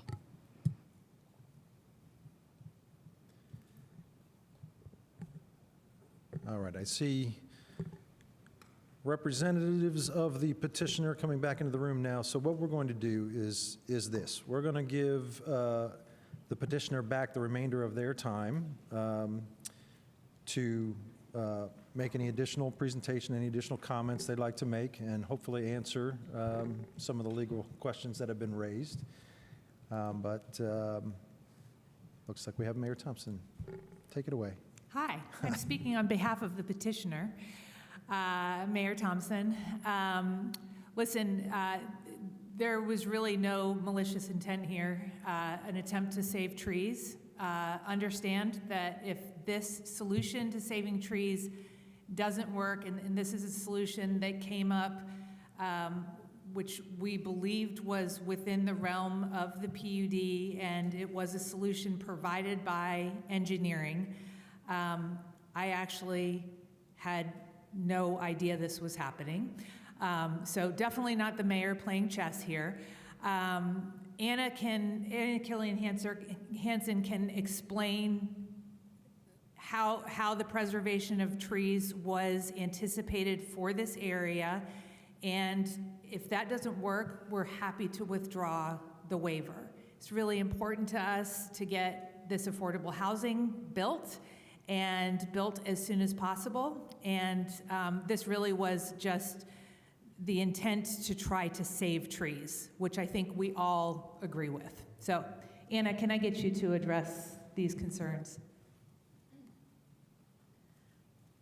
Absolutely, but I actually think that Kendall from engineering would be best suited to explain to you how we got to this point. It was not an effort to bamboozle anyone. It was simply trying to save the trees. Hi, Kendall from engineering. Yeah, I mean, really this originated with the discussions with the RDC and talking about parking and where can we add more parking in? So First Street came to light because there's no parking on it currently. The PUD appeared to allow parking to be installed. So we, changed the plan to show parking. We evaluated site distance. We eliminated some of the parking spaces. And then we kind of came up with what's before you tonight. There was no intention to, go around any of the requirements. So you're welcome to deny this waiver tonight if you'd like, or withdraw. I'm sorry, I don't know the legal language, but, and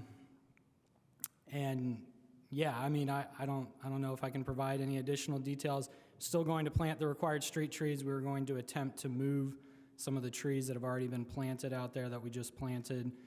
They may be movable. If not, we're going to plant new ones. So we're going to continue to maintain the same number of trees and all the trees that are required by planning in the PUD. So, thank you. I'm going to ask a clarifying question just for staff. If we were to approve this petition without the waiver tonight, since this is preliminary plat approval, you would be able to make changes before secondary plat approval. Is that correct? Yes, so there would not be any changes that would affect the plat unless there's an additional easement that needs to be secured. For instance, if a sidewalk is shown on the private property, that would be the only implication for this for the plat. Okay, nothing would change on the plat itself, but there would be changes to the site plan essentially to accommodate. Like I said, the only change would be an additional easement, or the pedestrian access easement that would run along the front of those property lines if the sidewalk is pushed into the private property and is not able to be contained within the right-of-way. There's at least 3 different options here for solutions, but nothing has to change on the primary plat as a result of denying the waiver. All right, thank you. Any other questions or comments from commissioners? Commissioner Stossberg. I have a question. I think there's still the outstanding question of the fact that we don't have any documentation in this packet that says that CBU has passed off on their drainage plan, and that was a requirement by the primary plat. And I find that if this was a private petitioner, we would not be trusting right now that they have that signed off on. And I am entirely sick of this petition getting special treatment simply because they are an arm of the city and not a petitioner like any other. And this is like, we're 8 months into this right now. And I'm honestly not interested in continuing to give them special treatment. We should have had that information from CBU in our packet that documented that they signed off on the drainage and the stormwater plan. Any other questions, comments? Yes. I don't care about the semantics of this. I'm not worried about CBU. We need housing. This whole process has been micromanaged and taken way too long. We have a great plan before us. I'm not in favor of the waiver simply because I like the street cross section the way it is. We tear out too much infrastructure already to rebuild things. And I think we need to approve this and get this thing moving because we need housing more than we need anything else. I would like to, on behalf of the RDC, withdraw the request for waiver. The whole point of this entire PUD is to try and show how we can build housing more easily and more cost effective. So let's not lose sight of that. Thank you. Go ahead. I want to clarify, there are 2 waivers on our agenda. One is for the subdivision standards regarding tree plat width, and the other waiver is from a required second hearing. I just want to clarify what we're asking. This is the waiver from the subdivision standards regarding tree plat that you're withdrawing? So the waiver from the required hearing is directly related to the fact that there is a waiver request. So with the waiver request being withdrawn, this no longer requires 2 hearings. Okay. Okay, so. All right, so the, just as a reminder, we, the staff recommendation in the packet was that we adopt the proposed findings and approve the waiver request with 5 listed conditions. Now that that waiver request has been withdrawn, I think it's safe to say the staff recommendation would be that we adopt the proposed findings and approve the preliminary plat with those same conditions? Yes, and so just for the Plan Commission's information, there are 2 very specific conditions in there that deal with CBU approval. Condition number 2, final acceptance and approval from CBU is required prior to the issuance of any permits. This is standard language that we have on every single petition. And then condition number 3, prior to approval of the secondary plat, petitioner will show all easements and notes required by CBU for utility service connections. So both of those conditions were something that we had coordinated with CBU to make sure that their concerns were addressed. I have an email from Phil Peden, Assistant Director, from August 6th of this week stating that he has given his approval for this. I have an email from Catherine, the Director, from noon, I think today, again, also reiterating her acceptance and approval of this moving forward.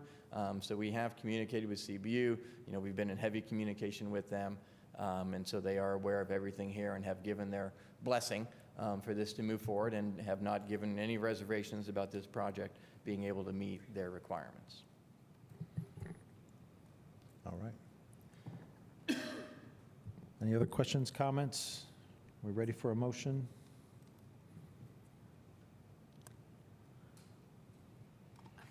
I will move myself. I'll make the motion.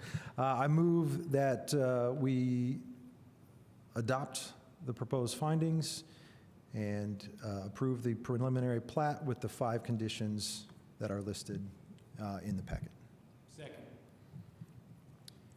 Any final discussion before we call the roll? All right. Clerk, please call the roll on the motion to approve. Seaborn, Yes. Korodke, Yes. Holmes, Yes.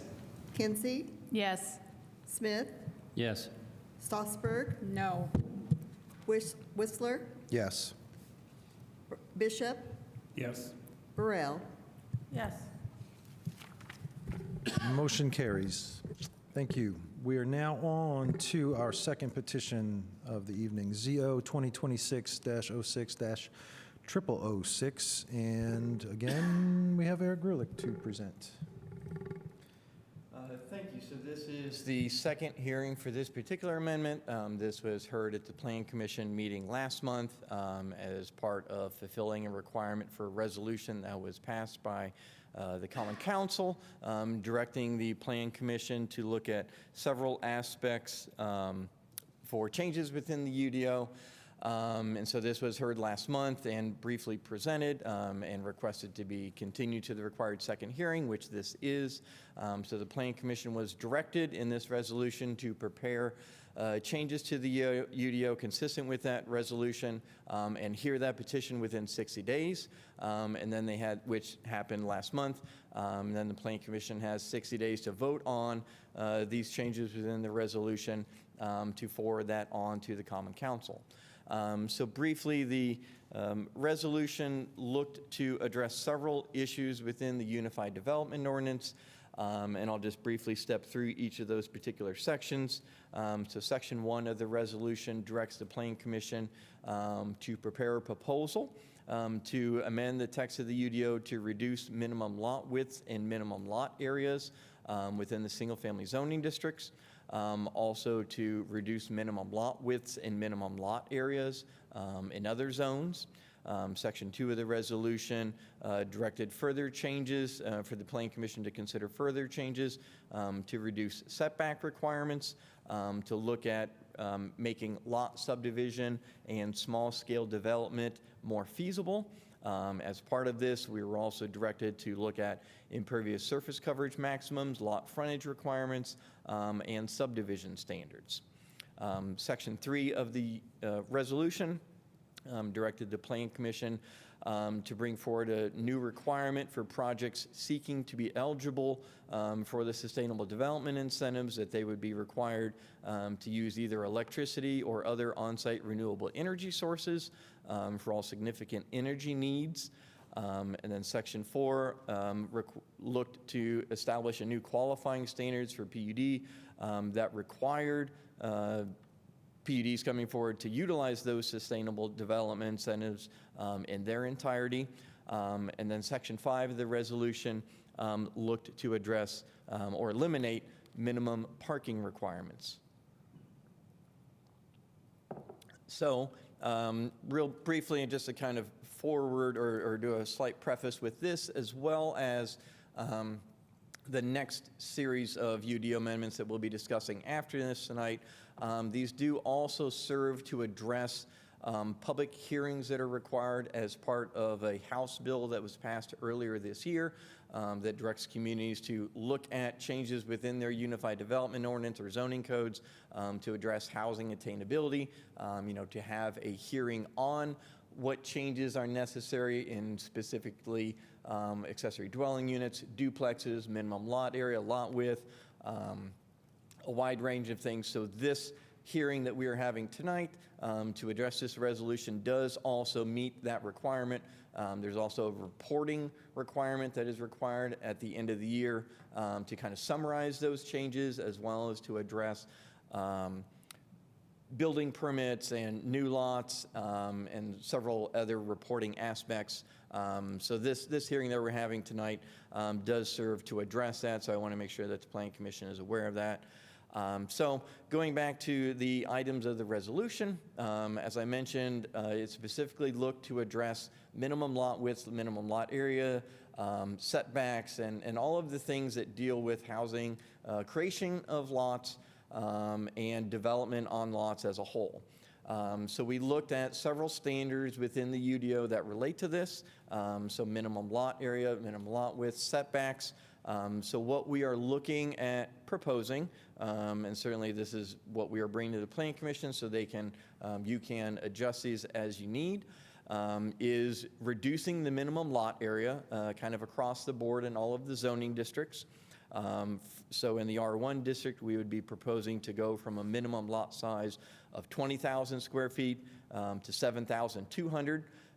In the R2 districts, we would go from 7,200 to 5,000. In the R3 and R4 zoning districts, we would go from 5,000 and 4,000 square feet respectively to a minimum lot size of 2,500 square feet. And then in the multifamily districts, RM and RH, we would go from a minimum lot size of 5,000 square feet to no minimum lot size. The lot width in the districts would also kind of go down substantially. The R1 would go from 100-foot minimum lot width to 50 feet. The R2 would go from a minimum lot width of 60 feet to 40. And then the R3 and R4 districts would go from a 50 and 35-foot minimum lot width to a 30-foot minimum lot width. And then there would be no minimum lot width requirement in the multifamily districts. So kind of extending some of these changes. We would also look to change the front build-to range in some of these areas, or front building setback, to establish a build-to range of 5 to 15 feet. That gives obviously a narrower depth that somebody can accomplish on a property, giving more developable area on a site, as well as giving more flexibility in terms of porches and incorporation of other units along the front. Side yard setbacks, we would be reducing or eliminating the additional side yard setback that is required for second stories, and just have a base side yard setback across the board regardless of the number of stories.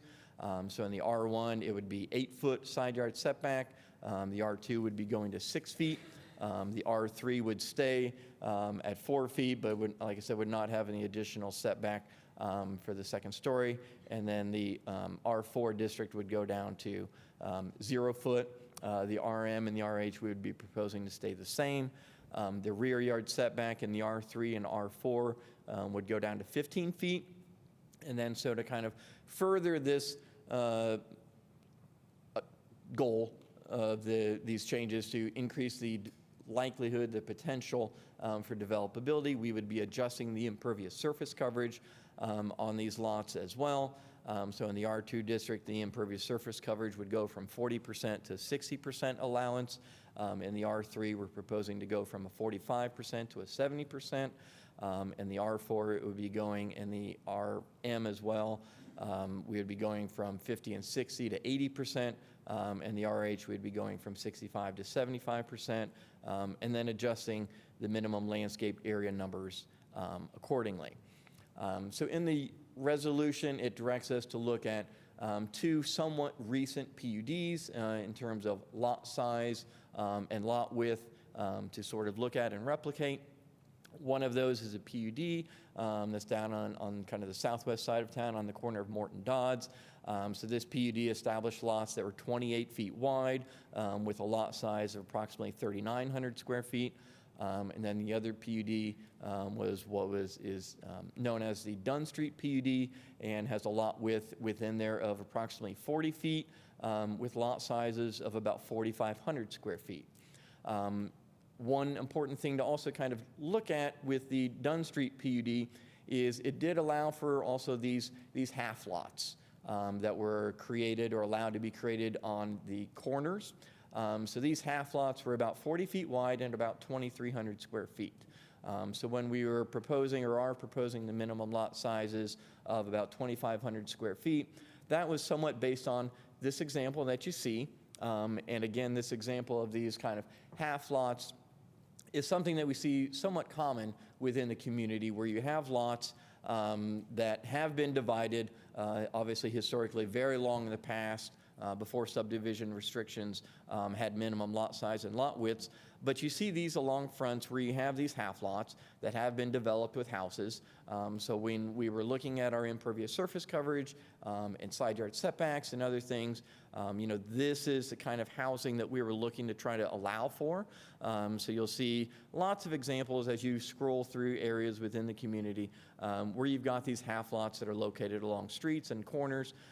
So allowing for this type of lot creation and this sort of lot size would not be out of character with a lot of our established areas, and the lot sizes were consistent with what we were proposing and what we based it on. So, just to kind of give you an example of what we would be looking to allow by right, this would be the example of what we're trying to accomplish.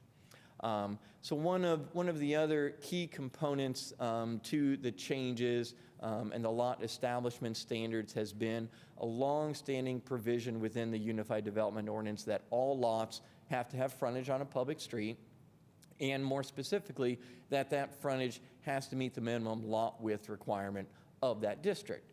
So those two aspects create a lot of challenges with creating new lots within the city itself.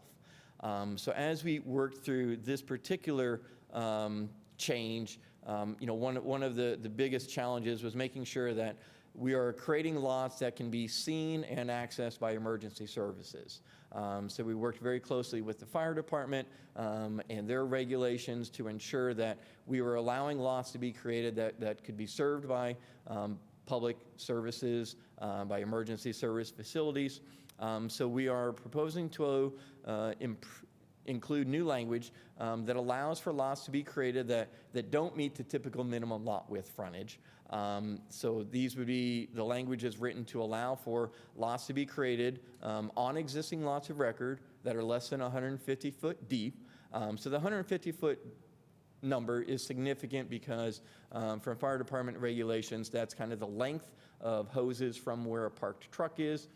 So that's why that number is very significant and is used in two places here in this language to talk about these restrictions.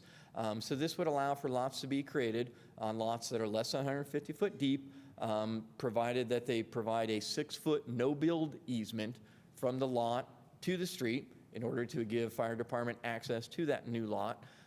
There is a note that would be placed on the plat that no part of any structure built on the new lot would be more than 150 feet from the street or as approved by the fire department, and that the new lot shall not be wider than 6 feet along that frontage, and that only one lot can be accessed or created from this new provision.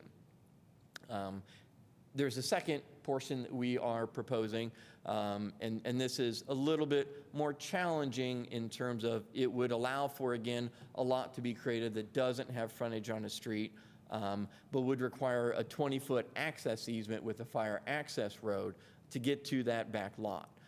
So, this is something that probably due to that requirement wouldn't be utilized too much, but there are situations where it could, and so we were trying to build in as many allowances as possible. So I've tried to draw here on the screen just an example of what this might look like. So one of the other aspects of the subdivision code that we are removing is a required 4-to-1 depth ratio to allow for these flag lots. So this would allow for a lot to be created in the back. As I mentioned, it would have a 6-foot no-build easement, and then you would have a new lot created in the back that somebody could subdivide and build a new house on. So this is the scenario that we were writing to try to accomplish. We certainly went through a lot of different scenarios as we were trying to work on this language, and again, making sure that the lots could be served by fire department and emergency access vehicles was very important. So the third section of the resolution talks about sustainable development incentives and adding a requirement that buildings utilizing the sustainable development incentives must be accessed or use electricity for all significant energy needs, and then a second directive related to that to add this qualifying standard for PUDs. So we did write language that was consistent with what that resolution specifically directed us to do.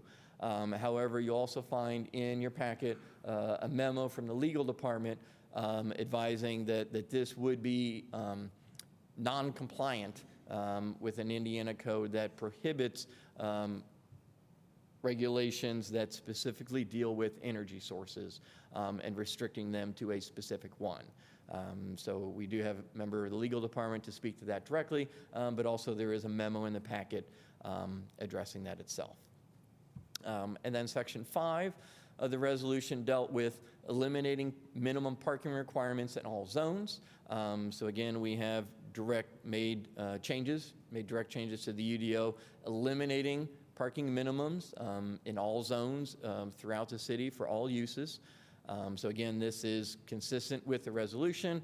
Obviously, it is within the Plan Commission's ability to modify this to some degree if they feel necessary, but Plan Commission's ultimate role here is to forward this to the Common Council with either a positive or negative recommendation.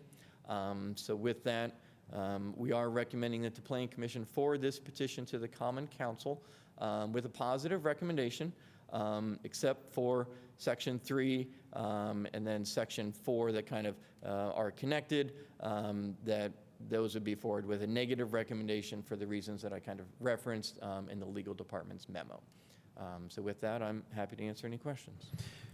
Thank you, Eric. I am assuming again that you are representing the petitioner here tonight, but I don't want to make the same mistake twice. Is there anybody else from the petitioner that wanted to speak? No, I mean, other than my esteemed colleagues of the planning department, and we do have Jeff with the fire department here to answer questions about, any fire code implications, but no, it's Great. me. All right, we'll go to questions then. Any questions from commissioners? We'll start at the end down here. The topic of removing minimum parking requirements, I noticed that minimum bicycle parking requirements are still left where they were. Because the vehicular conveyance was not specified from the Common Council, it seems that it would be necessary to remove the bicycle parking requirements as well. I feel that does place an undue burden on businesses that have to put bicycle parking there where no bicycles may ever travel. Yes, the resolution, said eliminate minimum parking requirements. While it certainly did not specifically say vehicular parking requirements, that was our interpretation of it. So you're correct. We did not alter the bicycle parking minimums or anything related to bicycle parking.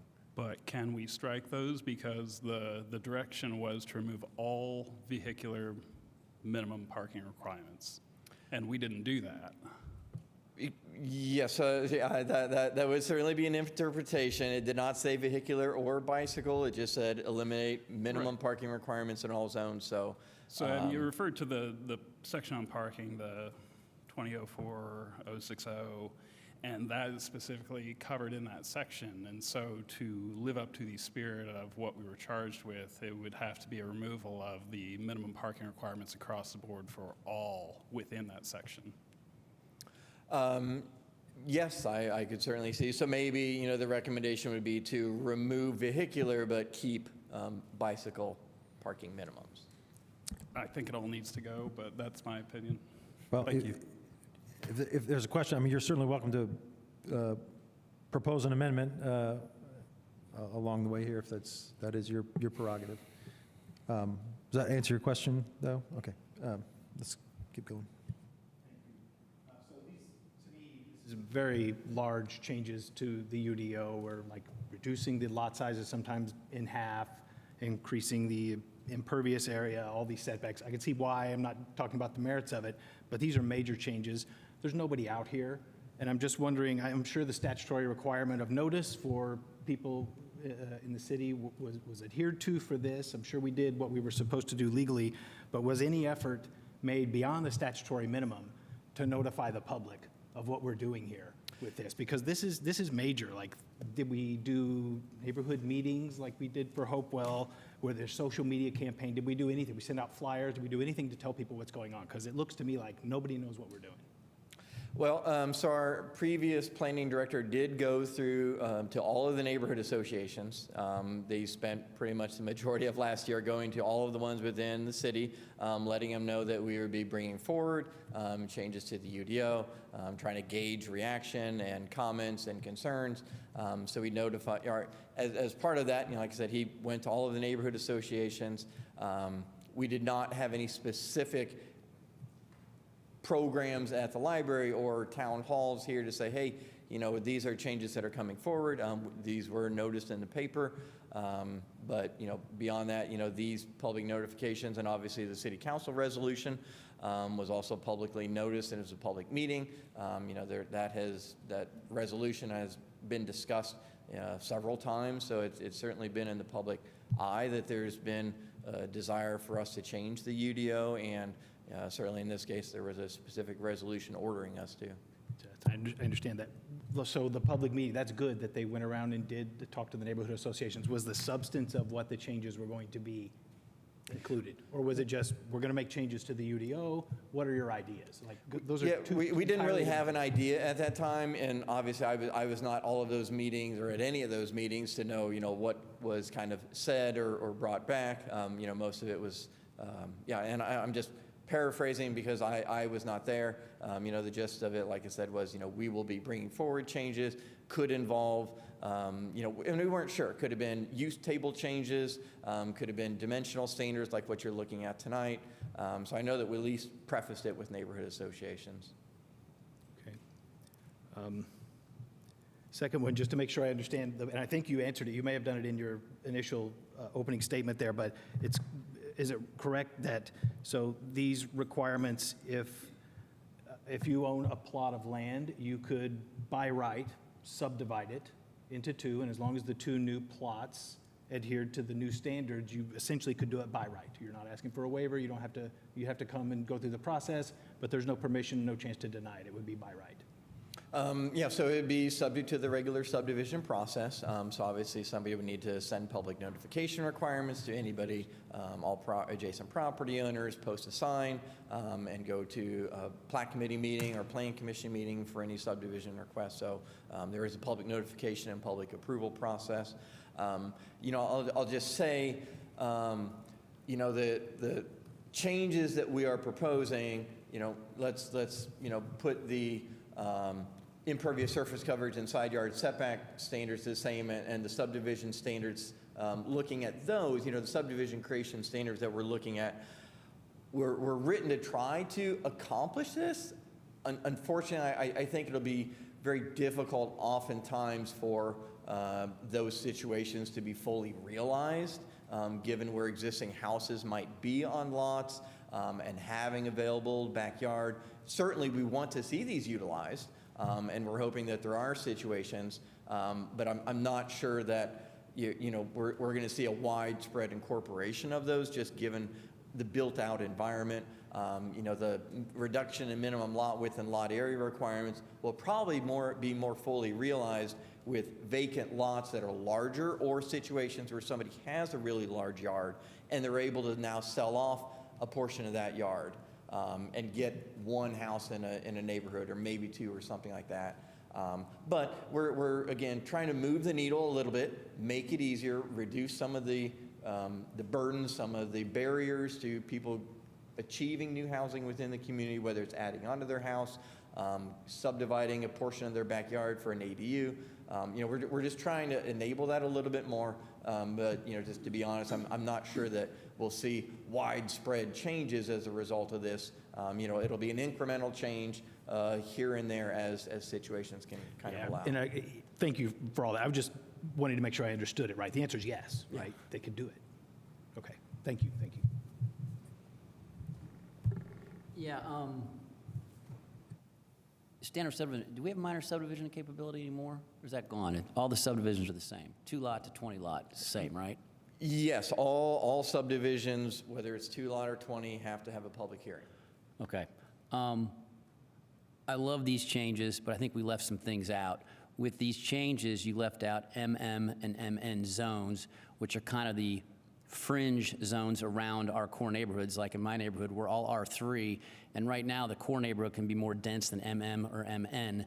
And I would think that the MM, MN should reflect the R3 changes because it is should be more dense, it's on higher trafficked streets. And I'd request, I'm gonna probably make a motion at the end to add that to this process. Yeah, absolutely. The I Planning think it really Commission needs to happen is now. This is, certainly, yeah. Able to propose amendments and add additional ones. We did not really dip into the mixed-use districts because that wasn't really the area where we had encountered any challenges in terms of development of, people like, hey, my impervious surface coverage or my setbacks are what's limiting me. I don't know, I brought one to you and I got shut down, so that's why I'm bringing it up for a client I had. But anyway, I think it's something we need to address with these changes because they are the fringe, they're what's wrapped these neighborhoods. They front these heavier trafficked streets and probably should be more dense than the neighborhood itself, just in my opinion. Is this where you're doing a tree canopy coverage chain in R3 and R4? Is this one? I get confused with which request. Yes, there is a change in here that states that in the It's R3 and R4. R4 lots less than 5,000, existing lots of record less than 5,000 Yeah, square and my feet. request would be to change that to 6,000. I did some research, and the 5,000 really restricts most of those lots. A lot of those lots are like 5,600 feet. So that's where I'm going to make a comment on the size of the lot to change it from 5,000 to 6,000. I'm just going to say that out loud. Yeah, again, certainly any Planning Commission member can amend Yeah, any of these suggestions. people can comment. That's why I'm bringing it up now. I'm going to make that request. Let's try to keep it to questions for now, but you can make a motion. I'm later. trying. I'm working on how I pose my question. Working on it. Can I change that anyway? Yes. With regard to the lot depth, I had this discussion in our meeting. The 150-foot rule, I understand the rule. I just don't like it tied to the lot depth. You have said, I believe in your, what'd you say? No building can be built past 150 feet, right? Yes, so the language in here is that no part of any structure built on the new lot can be more than 150 feet from the street or as approved in writing by the City of Bloomington Fire Department. Right, but that starts with the lot has to be 150 feet or less. You do a lot depth restriction, and then you do a building site restriction. And my question is, why do we have to have the lot depth restriction if we have the building depth restriction? Yep, so it was looked at, obviously, what's the maximum distance that something can be from the road? So the 150 foot was a good, Right. That was. I agree. And as, I remember the comment from the Planning Commission lunch session. Mm-hmm. And so I did take a lot of time to look around, and it's certainly very rare to find any lots within our core neighborhoods or older neighborhoods that are deeper than 150 foot. So again, we were trying to work with the fire department's restrictions and concerns, and so the 150 foot would capture, that's just from front to back, that's the maximum that it would be. But then we also added the section here that talks about, the lot or where the house is built can't be, any portion of that can't be more than 150 foot. We can certainly ask the fire department if they have. So I think that meets, that's what I'm saying. That feels like that meets the requirement. And so if you go out there, are you going to ask for a survey, right? What to do? If we're going to do a 2 lot, so we have to do a survey, right? Yes. And if that lot's 150.1 feet, they can't do it. Yeah, so if the lot is more than 150 foot deep, then they would not be subject to it. Yes. They wouldn't be allowed to meet, they wouldn't be allowed to do this. So let's say the lot was 130 foot deep. Yes. So Let's say it's if the lot's 151 150.1 feet deep. It's 151 feet deep, then this is out the window. You can't do, Yes. you have to go to number 2 and you have to have a 20-foot side yard, right? Yes, yes. Which, of course, most of these lots are 40 feet wide and the house is in the middle of it. So so in order for the first one to work, my question is, why do we keep tying it to lot depth if we're restricting the building 150 feet? And if we're going to restrict 150, let's do it 155 just in case somebody's 150-foot lot actually surveys out to 151.2. Yes, I hear what you're saying. I don't think there'd be immediate problem. I'd want to. It just seems so hard. It seems like a fire hard. department if they had any concerns with removing the 150-foot depth. Yeah, I'd like to hear from them. That'd be great. Yeah.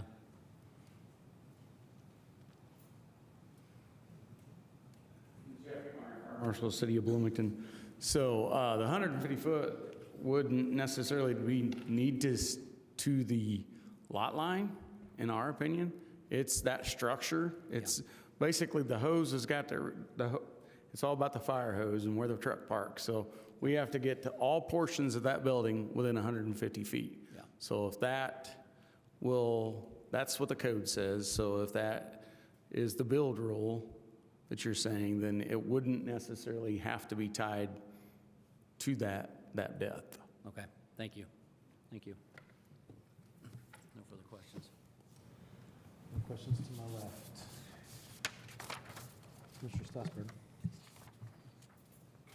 I want to go down the road of this electrification and that legal advice that was given by city legal. And part of the reason why I want to do this is that I've gotten varying advice over the last couple of years about incentives and what can be in incentives and what cannot be in incentives, because incentives are by their nature optional. We're not forcing anybody to do an incentive. So first of all, the legal opinion states it only talks about the PUD section, which is really section 4, not section 3. So I guess I'm interested in an opinion from city legal, and I've been talking to council legal about this today as well, and I don't know if he's allowed to speak right now in this in any way, about simply the electrification part on section 3, not the PUD part, because the sustainable development incentive is an incentive. We're not forcing anybody to do it. So how does that violate state law if we're not forcing anybody to do it and they're opting in? Thank you. Dana Kerr from Legal. It again is an ordinance that is regulating energy source, regulating utilities based on energy source. So it is still an ordinance, whether it appears in the PUD section or in the incentive section. It is still a requirement. In order to receive certain benefits, you have to forego certain energy sources. So therefore, it is a regulating energy source. Well, correct, but correct me if I'm wrong, in terms of affordability and affordability incentives and in terms of state law, we also are not allowed to require that developers build a certain amount of affordable housing when they build. But if they take advantage of affordability incentives, then we can require that. So why doesn't this apply in the same way?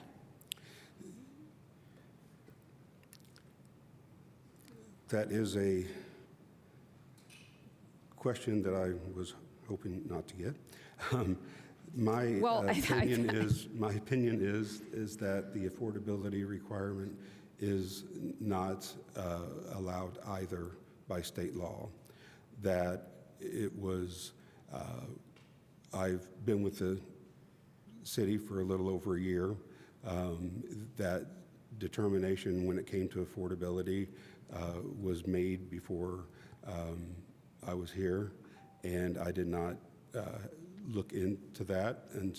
But having looked into this situation, I have now looked at the affordability statute as well, and the affordability statute does not allow any exceptions based on whether it is mandatory or whether it is something that you can choose to do as part of an incentive. It simply says that you cannot have an ordinance that regulates, that requires a private property owner to have affordable housing based on someone's income. So the same thing would apply to the affordability provisions of the UDO. So the electrification portions that you see before you tonight would not be allowed per state law, and the affordability provisions that are in the UDO, looking at them fresh, would not be allowed either. Previous interpretations by the legal department, I cannot comment on that. Do you have any case law that you want to cite that defends your position? Because right now, your position on this differs from every other attorney that I have encountered over the last 3 years, and I made significant modifications to the affordability incentives last year, and several attorneys looked at that, including two, I believe, of our former council attorneys and our current council attorney, and more than one city legal attorney. So is there any case law that actually defends your opinion, or is it just your opinion right now? There is no case law on the subject defending either side. Also, if I look through numerous other city ordinances regarding affordability, and none of them regulate in the way that regulate affordability and require the things that the city of Bloomington does. Therefore, to me, that substantiates the fact that they don't, because it's not permissible by state law. So simply because other UDOs and other towns don't have incentives like this, you conclude that it must be against state law? No, I conclude it's against state law, and I state that because others aren't doing it as well, to me supports the fact that it is against state law, or I would think that others would be doing it if they wanted to address affordability the way that the city of Bloomington does. But there's no actual case law There's no around case law, this.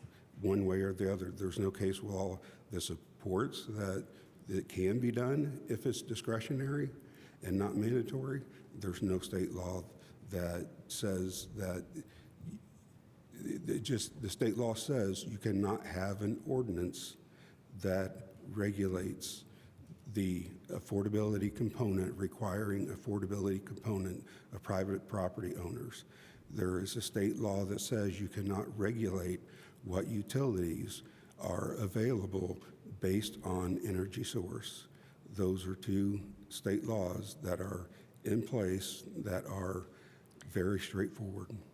So an ordinance may not require anybody do this. Where in the UDO is it required that a developer take advantage of sustainability incentives or affordability incentives?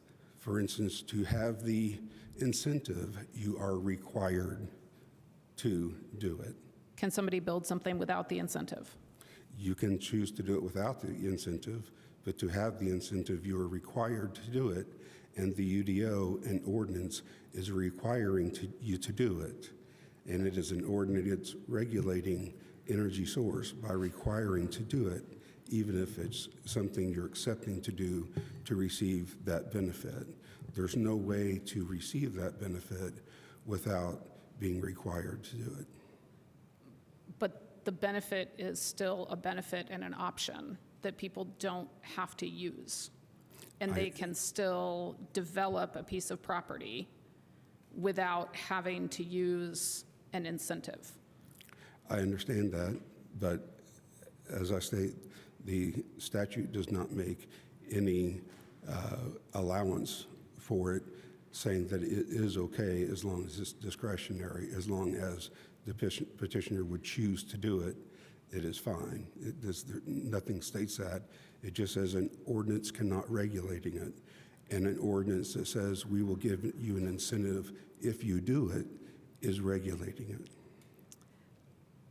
I find it interesting that this is the sole legal conclusion that goes against all other legal conclusions of the city. Having said that, I also don't necessarily think that the text as it is written in our ordinance actually does follow the resolution from Councilmember Flaherty, which says that it must only include buildings that use either electricity or on-site renewable sources, as opposed to what the proposed language says is that, I'm gonna have to find it on my other screen now. The proposed language says that it shall only be served by electricity, and that's not actually what the resolution says. The resolution says it must only include buildings. It doesn't necessarily preclude the idea of being served buy things. So if in the original design, it included everything being served by electricity or on-site renewables, it doesn't, in terms of the text, I think, of Councilmember Flaherty's resolution, doesn't mean that 5 or 10 years down the road, an individual building owner might say, well, I want to pay to get gas line installed in all of my things, because the building would have already been set up to be, to utilize electric. And so those are the, I mean, if we're talking about wordplay here, which I think that we are, I guess I'm proposing a slight amendment to the text, or I will when we have that option. But I definitely am not sure that all attorneys would agree with this legal position, and there's no case law on it, and that it goes against what we've been doing in a way that is interesting.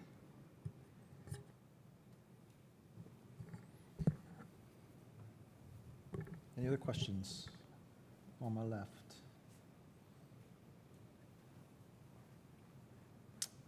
All right. Last call for questions before we go to public comment here. All right, we'll now go to public comment on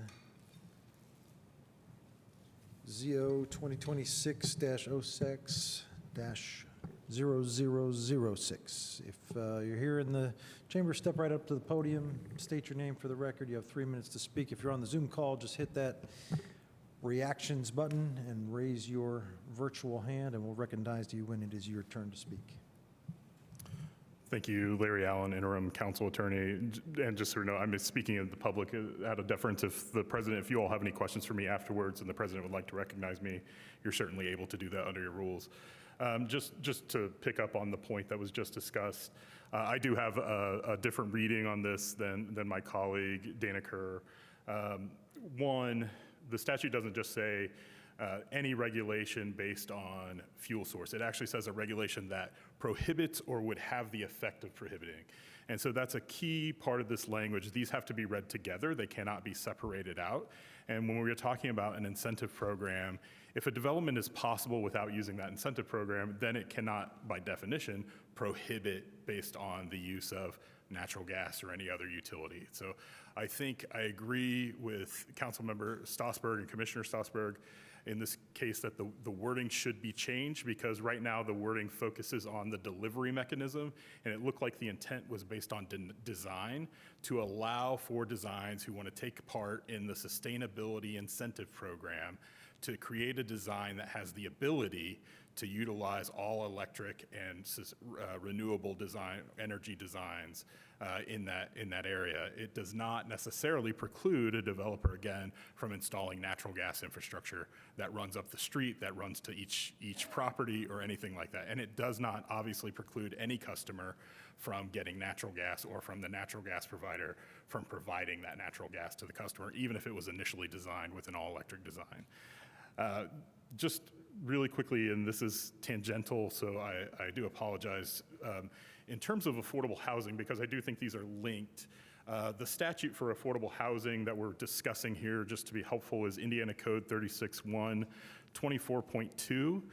That's the chapter. Generally, there is a restriction generally on affordable housing and for municipalities creating that affordable housing.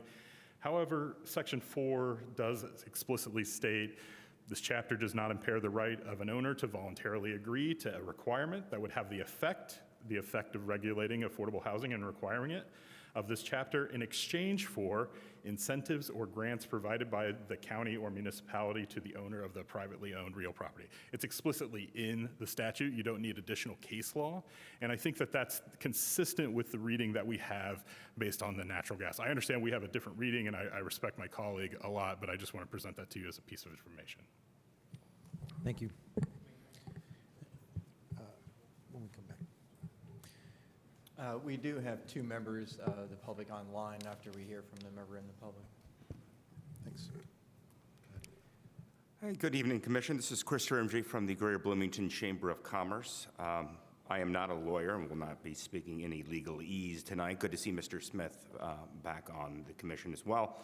There's a lot to support here. This is a strong ordinance. It reduces the minimum lot sizes, creates some flexibility for infill, eliminates minimum parking requirements, removes several dimensional requirements.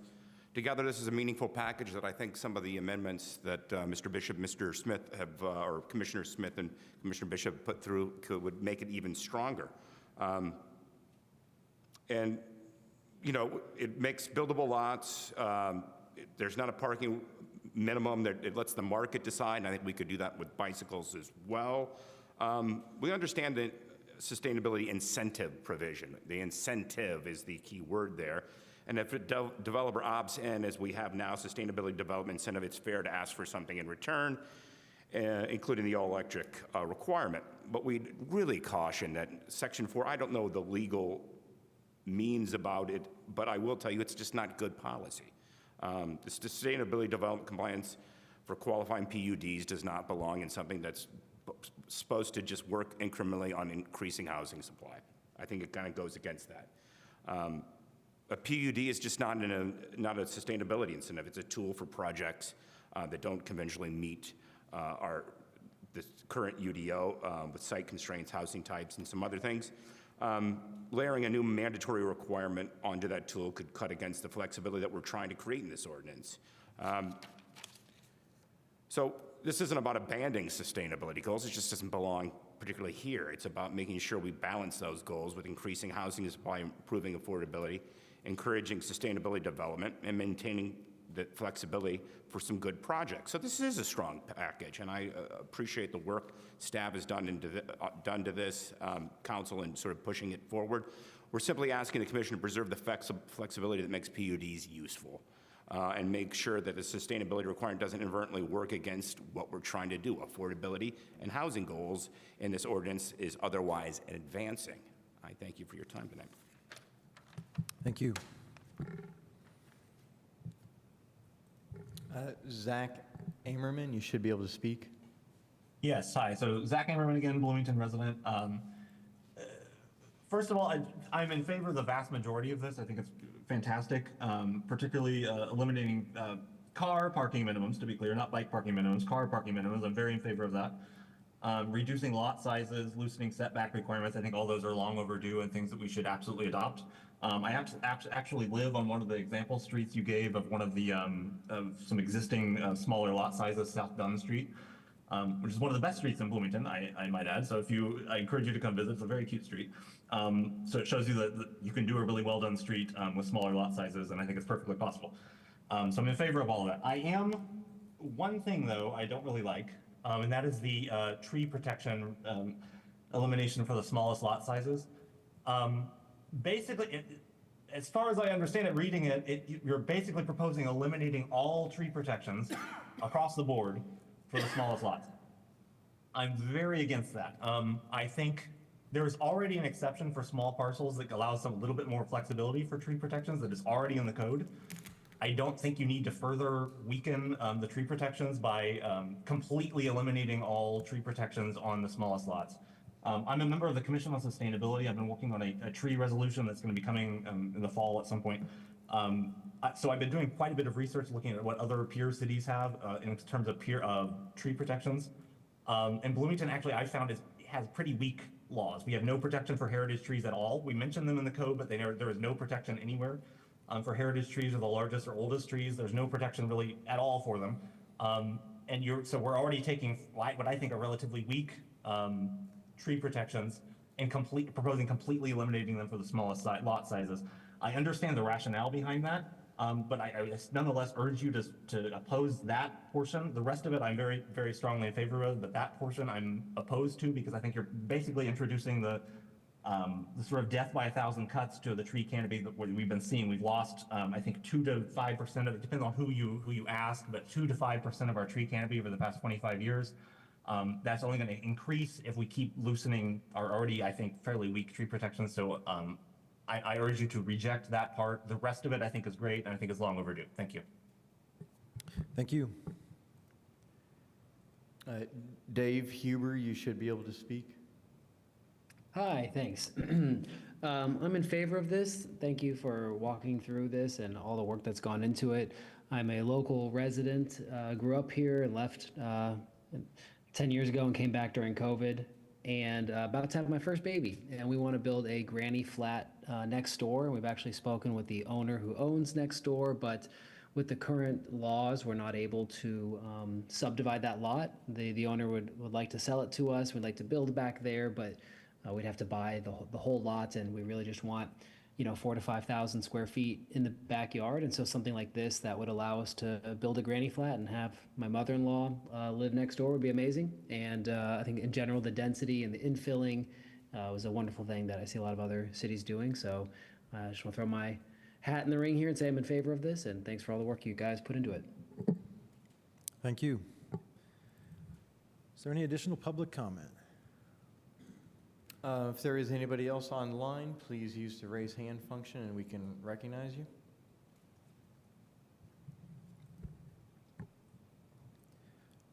Last call for public comment.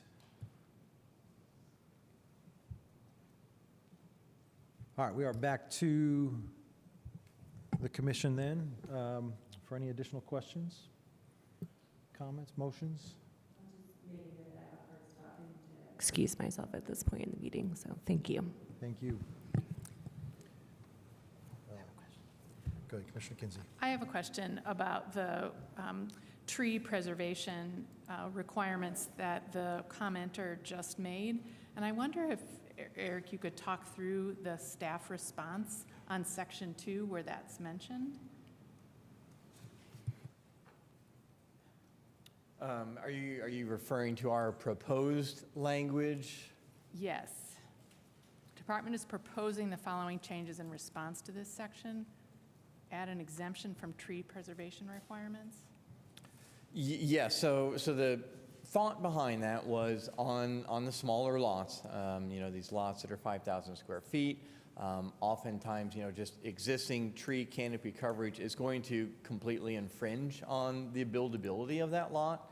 With it being so small and just the tree coverage realities, that feels like you would be forcing somebody in a variance situation in all of those situations. So we propose to grant by right, relief from that with that language. Certainly, this is just a recommendation. The Planning Commission members can vote to remove that or modify that if they feel that something is appropriate. Yeah, maybe you can help me see, too, where that appears in any of the presentation that you did earlier, where you're looking at the sections. Okay, yeah. Give me a second, and I can. Yeah, I see it in the text, but I would like to be able to see it in. Sure. If you want to give me a minute, come back. That'd be great. Okay.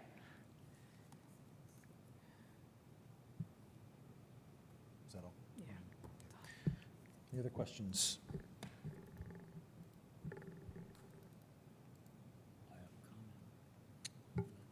You can do that now. I have a question about making a motion. Can we break this up? I was thinking about making a motion on 1, 2, 4, and 5, leaving 3 out because there's a very interesting discussion going on with that. And then I was going to make the motion with what I want to see changed. And if somebody wanted a second vote on a friendly amendment, because I think he wants to talk about bicycle parking down here, can I structure it that way? Is that allowed? How do we process? What's the process for this? Yeah, give me just a second. I mean, I think. Because they've kind of lumped it all, positive recommendation for all 5.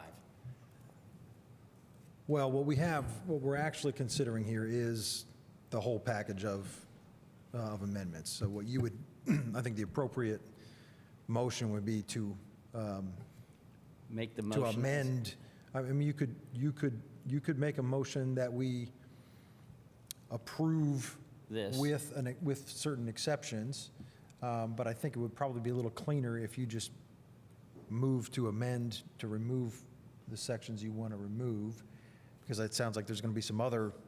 Well, let me make a motion, and then we'll see if there's a second first. And then if there is, then there'll probably be a friendly amendment, right? I assume I'm going to get something thrown at me. Is that how you do that? If somebody wants to modify the amendment, how does it work? Well, there's a couple ways you can go about it, right? But I think the first thing is we got to get a motion on the table. So I think the appropriate thing would be move approval with the changes that you want to make. Okay. And then someone else could offer an amendment to your motion to modify that further. Okay. I'll recommend we forward this petition to Common Council with a positive recommendation, except for Section 3 regarding incorporation of electrification.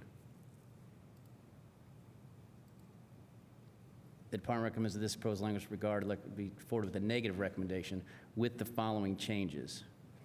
In Section 1 and 2, I want to add MN and MM districts with the same changes reflected in the R3 zone. I want to remove the lot depth language, the less than 150 feet, but clean up the language, of course, but the 150 building depth has to stay. And for the tree canopy R3, R4, I think we should modify that to 6,000 feet instead of 5.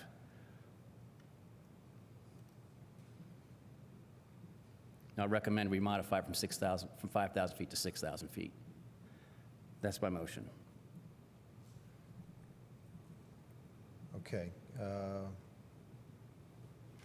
Bear with me 1 second. So when you say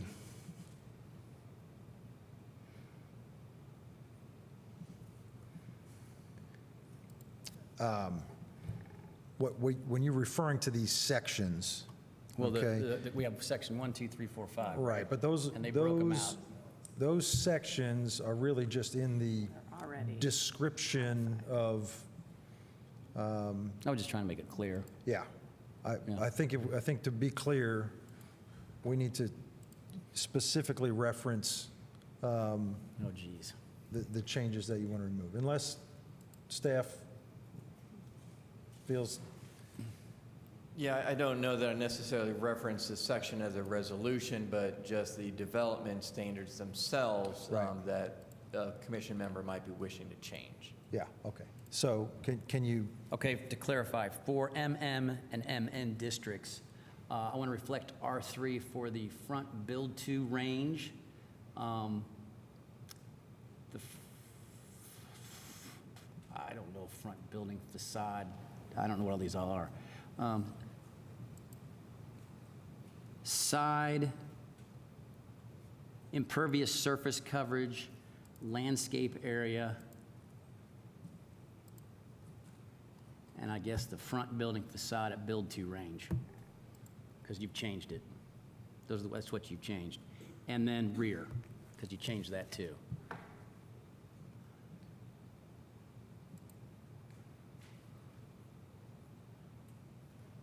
So I'm gonna try this again. So now that I see how to do this, okay. The motion is to add MN and MN districts, MM and MN districts with the same changes for R3 zone as follows. The lot area, the lot width, the front build-to range, the front building facade build-to range, the side, the rear, the impervious surface coverage, and the landscape area minimum. Is that specific enough? Just to be clear, you're referring to the standards. The table. The table on, standards. I don't have the actual. Page section. 105 is that dimensional standards table, and the tree preservation standards on page 118. Okay, thank you. That's what I was looking for. So for regarding tree preservation standards for R3 and R4, modifying language from 5,000 to 6,000 square feet. If I need to get more specific on the 150-foot lot depth.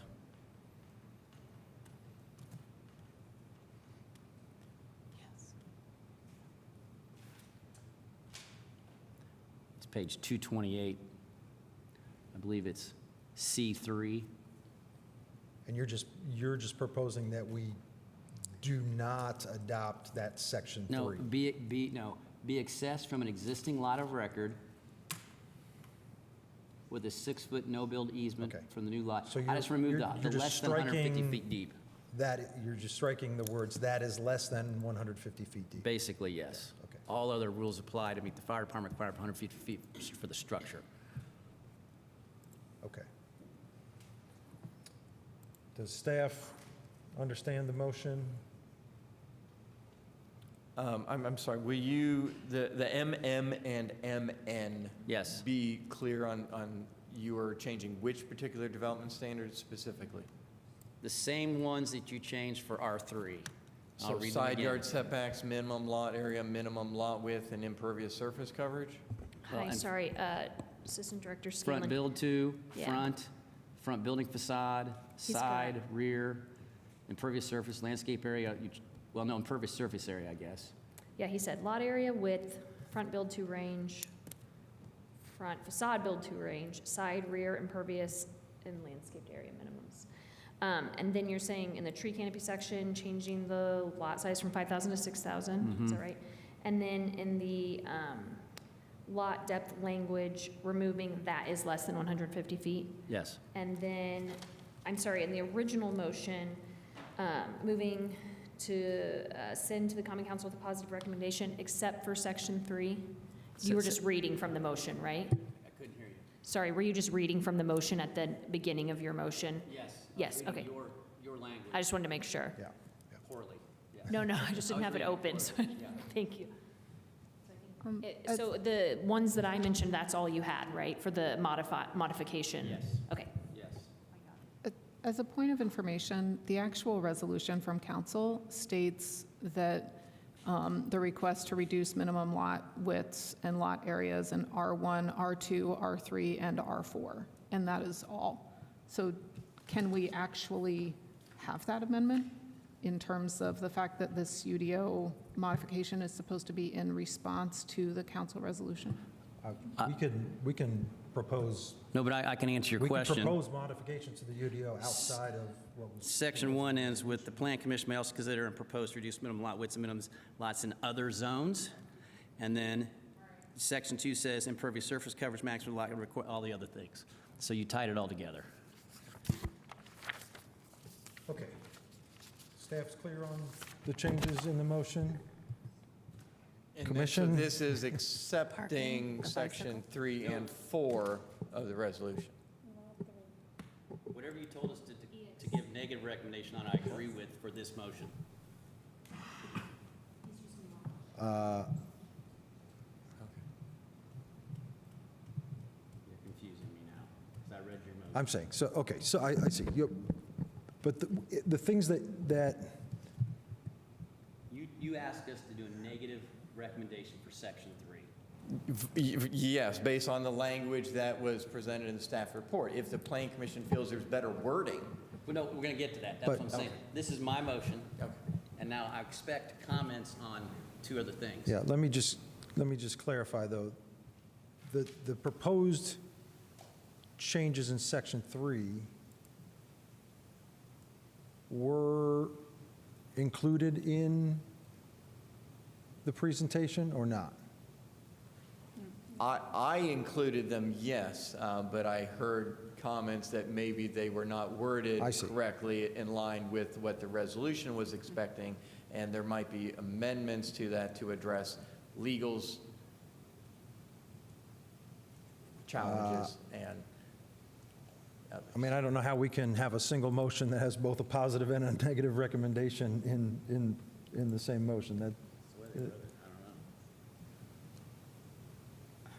This is getting a little. Could we potentially take all of these sections separately in terms of motioning? So instead of, so I guess I'm asking you, Commissioner Smith, if you would withdraw your motion, and there's no second right now anyway, and then start with Section 1, and maybe Section 1 and 2 should go together because they reflect on each other, and then it's like all of the modifications based on Sections 1 and 2, and I also wonder if we should propose amendments first and then make recommendations to include as amended. So then we're voting on amendments first, and then we're voting on the whole the individual section packages. Do you know what I mean? I would prefer to do individually, that's why, or in sections, groups. That's why I was going to leave out 3 in my first motion, but then I was told I couldn't. Yeah, so I would love it if you would make a motion that just asks, that motions to amend the changes to include what you want to include with MN and MN. And so then we can discuss and respond to that first. I'd be happy to. Yeah, I think If the he lets me. smaller packages right now that we divide this into, the better. And then if Commissioner Bishop also has amendments, then we can deal with his amendments separately. And I have an amendment about the electrification, and I'm not sure if Commissioner Kinsey has an amendment about the tree coverage. And if we deal with all of those separately, that might be, I know that'll be easier for my brain right now because I can't keep track of all of it. Brad? Yeah, this is tricky because the way it's presented, we have to have something to amend. Give me just one second.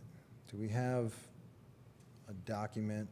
I'm looking at the presentation. I need to find the full text. Is that in the staff exhibits?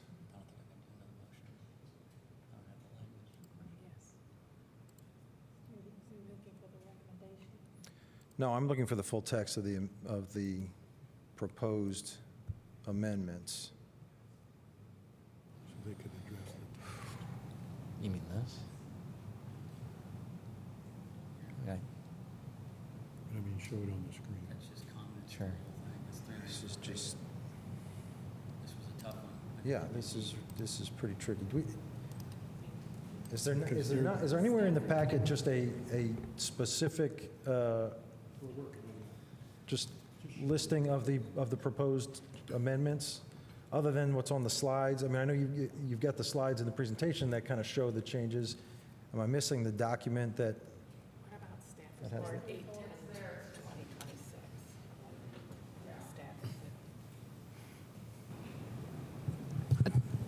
2026? I have a motion queued up for the one that I want to do. Could that perhaps serve as a model?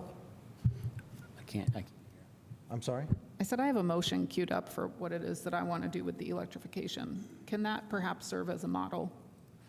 Well, what I'm trying to get at here is we have to have something to amend. We can't just amend the staff report, right? We're not adopting the staff report here, right? So we have to have some basis for what it is that we're amending, right?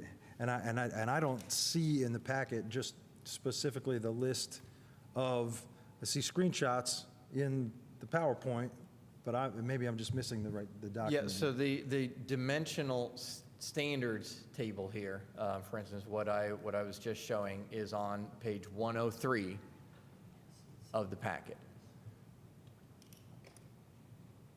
Page 103 of the exhibits. So in staff exhibits, when you open that document, page 103 is that dimensional standards table.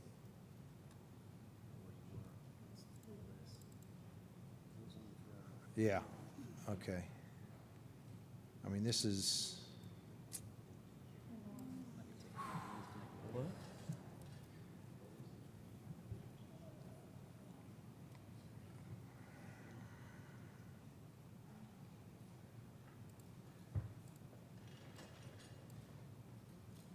So, so in the packet and all of the amendments is a red line version of the entirety of the UDO with the changes.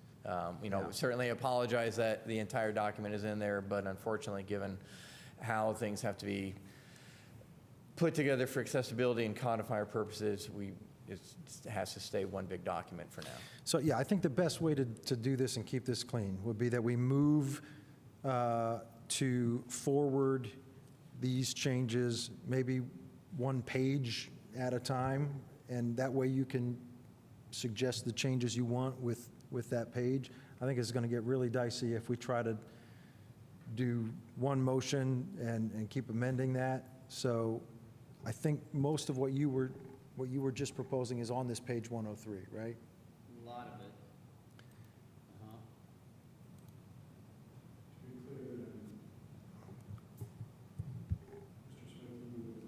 motion and allow them to do individual motions?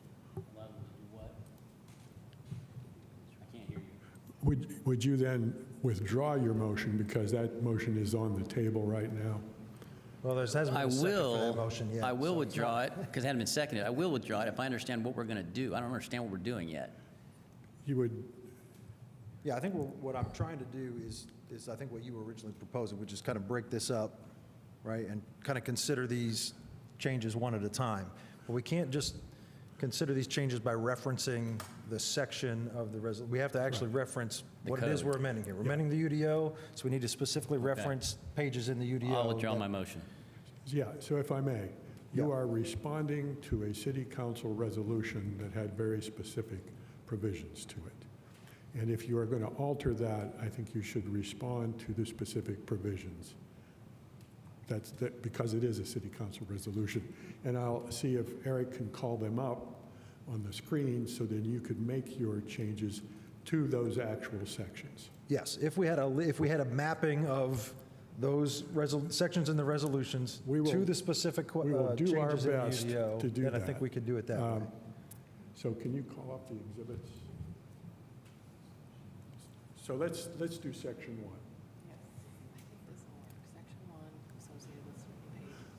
So do you have any changes to section 1?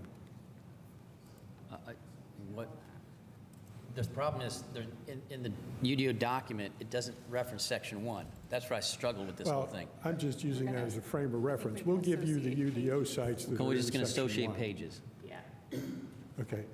You see what So, I'm saying? We got to get to page 103 or 5, Find whatever it the is. You mean the resolution? I'll ask again, do you want me to use my motion as a sample? I'm sorry? Said I'll ask again, would you like me to make my motion as a sample for what it is that we need to do? Sure, if you, go ahead, if you'd Great. like.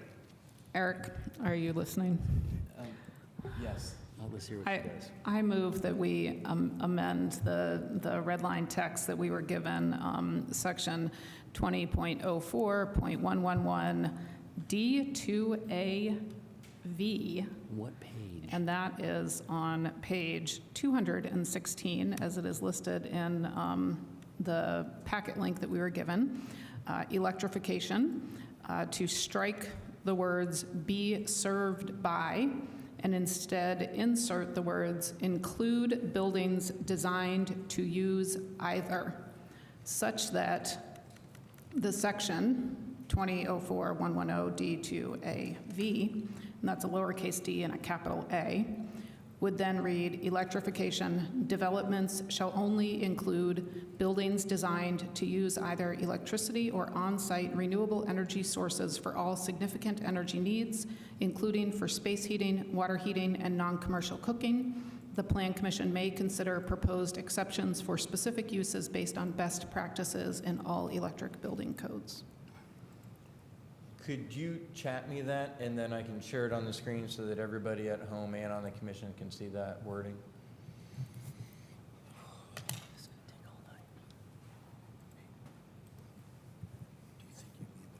Huh?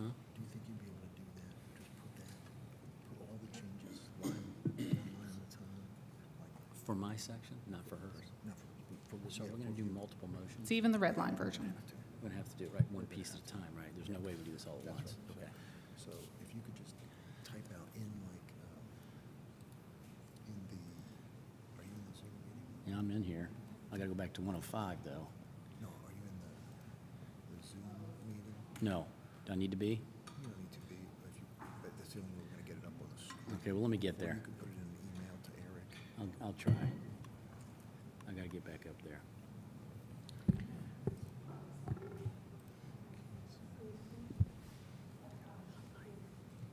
This is going to be impossible. So on Flavia's page 216, it's not on page 216, which is one of the reasons why we need to actually have actual code citations. So it's 2.04.110, which is the incentive section down in the sustainability incentives. And I find it really, really difficult to read this version of the UDO.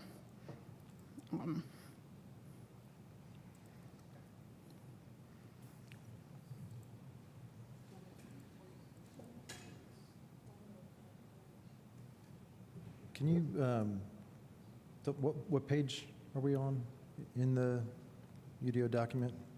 Page 216. 216.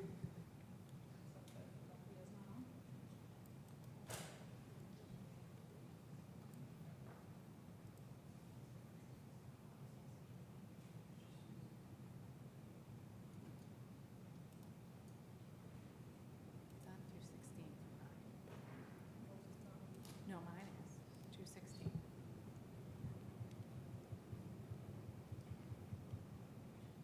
But can't we just refer to?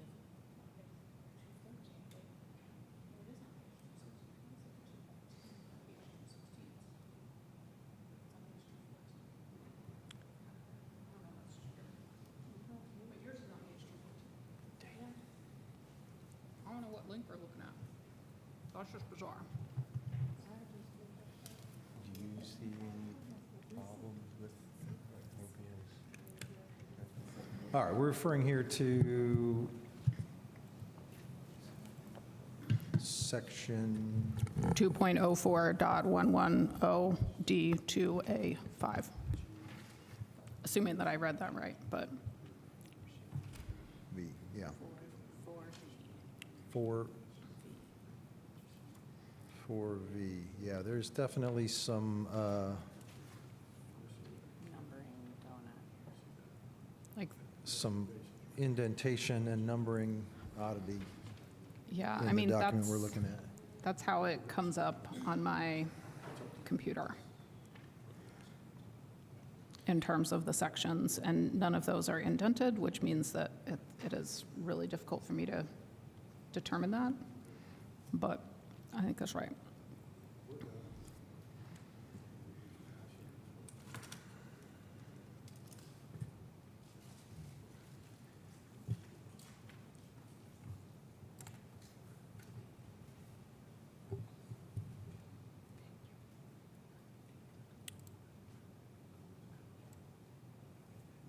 All right, is staff clear on what this, the Yep, pros? so Hope Commission Member Stossberg has made a motion to amend the electrification language based on what is on the screen.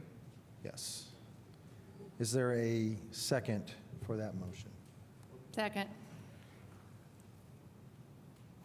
All right, are there any questions about this proposed amendment? So is the intent, if we agree to this, to see what happens legally, since we don't know? Let it Well- work it out at city council level? Well, my intent is, I mean, I had several discussions about it today with council attorney because of the legal advice that we were given in our packet, and one of the things that got brought up was that the way that the language was written is it did not match the language of the resolution or the intent of the resolution in terms of that. And so that is the intent of the amendment. The legal question is potentially still out there. Okay. And I think that this is better language in terms of it matching the intent. I think that I'm more prone to go with the historic legal advice that we've gotten from multiple attorneys at this point. And instead of forwarding it with a negative recommendation, we could perhaps forward it with no recommendation, because that is kind of this third option that we have, right, in terms of this section. But I think that either way, this wording is better.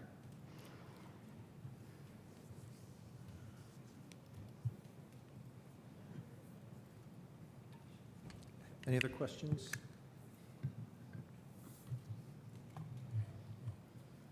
All right, let's call the roll on, What she's recommending? Are you recommending a no recommendation or a I'm just recommending a change in the language. Just the amendment? Yes. Just Yes, amending just the the change in the language. language. That's the Okay. only motion on the Thank table. yeah, so then I think what we'll need is after we amend what's been proposed here, we'll need a motion then later to forward it with a positive recommendation or a negative recommendation as amended, right? So, but for right now, we're just considering this first amendment to the proposed amendments. All right. Can I just do an administrative thing real quick? Somebody in this room bumped the panic button, so everybody be careful, they're under the dais and they're not covered. So if you're moving around, and you guys too, I don't know. They didn't say who it was, but somebody did, so just be careful. Thank you. We're not panicking yet. Okay, let's call the roll, please. Holmes? Kinsey? Yes. Smith? Yes. Strasburg? Yes. Whistler? Yes. Bishop? Yes. Burrell? Yes. Seaboard? Yes. All right, that amendment passes. Want to just pause for a second and call out that we are at 8:46. If we do nothing, we have until 9:30 to wrap up this case. No new cases shall be heard after 9 p.m., which means there's two more on the agenda here tonight. So if we don't suspend the rules, we will be back here. Are the other two first reading? Aren't they both recommendation for second hearing? They were both continued from last time, so they have not been heard at all. I'd move to suspend to allow to be heard so we can move it to a second hearing. Suspend our time so we can hear it, and then we can make a recommendation for a second hearing. Okay, so We already bumped it once. And also to the, being able to go past 9:30 as the second part. all right, yeah, so if you want to stay here tonight and finish all of this, we're going to need to suspend two rules. We're going to have to suspend the rule to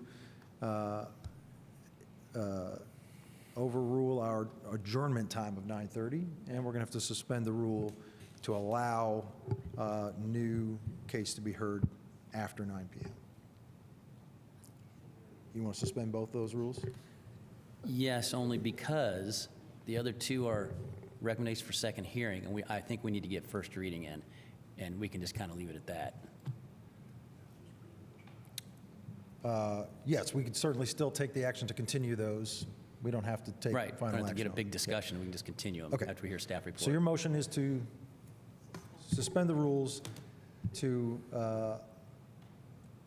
allow the meeting to continue past our 9:30 adjournment and to allow new cases to be introduced after 9 p.m. Uh-huh, yes. Is there a second for that motion? These are unanimous. I'm not sad about I'll second. Just so you are, Commission Member Strasburg did step away, and this does need a unanimous vote.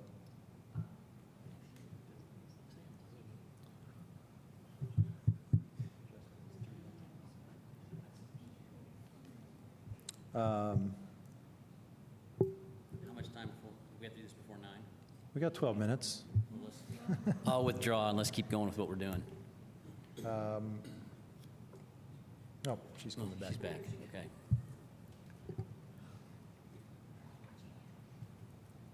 All right, so we have a motion on the table to suspend the rules to allow us to continue past 9:30 and to allow additional cases to be introduced after 9 p.m. We need unanimous consent on this if we're going to continue. Let's please call the roll. Kinsey? Yes. Smith? Yes. Strasburg? Yes. Whistler? Yes. Bishop? I'm in. Burrell? Yes. Seaboard? Yes. Holmes? Yes. Were those all yeses? Yes. All right. All right, let's keep going. Okay, so now what we have one amendment in. Would you like to go back and propose another? I'm your specific proposing amendment Yeah. regarding section 1 and 2, but I'll be specific.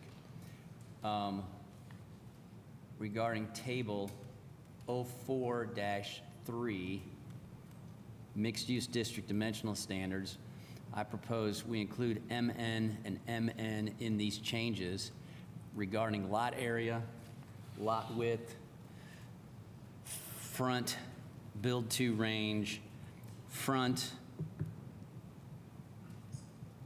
side, rear. These are different. This is messing me up. Impervious surface coverage, landscape area,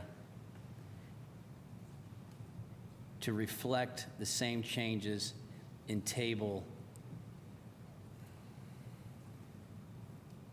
04-2 residential district, specifically regarding R3, to reflect the R3 changes into the MM and MN section of table 04-3.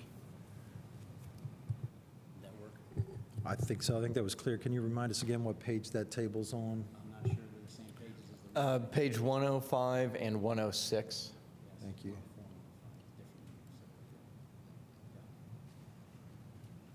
So I'll just say real quick, from staff's perspective, the MM district and MN kind of as well a little bit.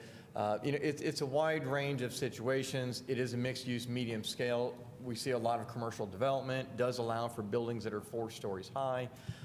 So, having a 4-foot setback to a side property line, depending on what you're up against, might be challenging. So I just wanted to point out that.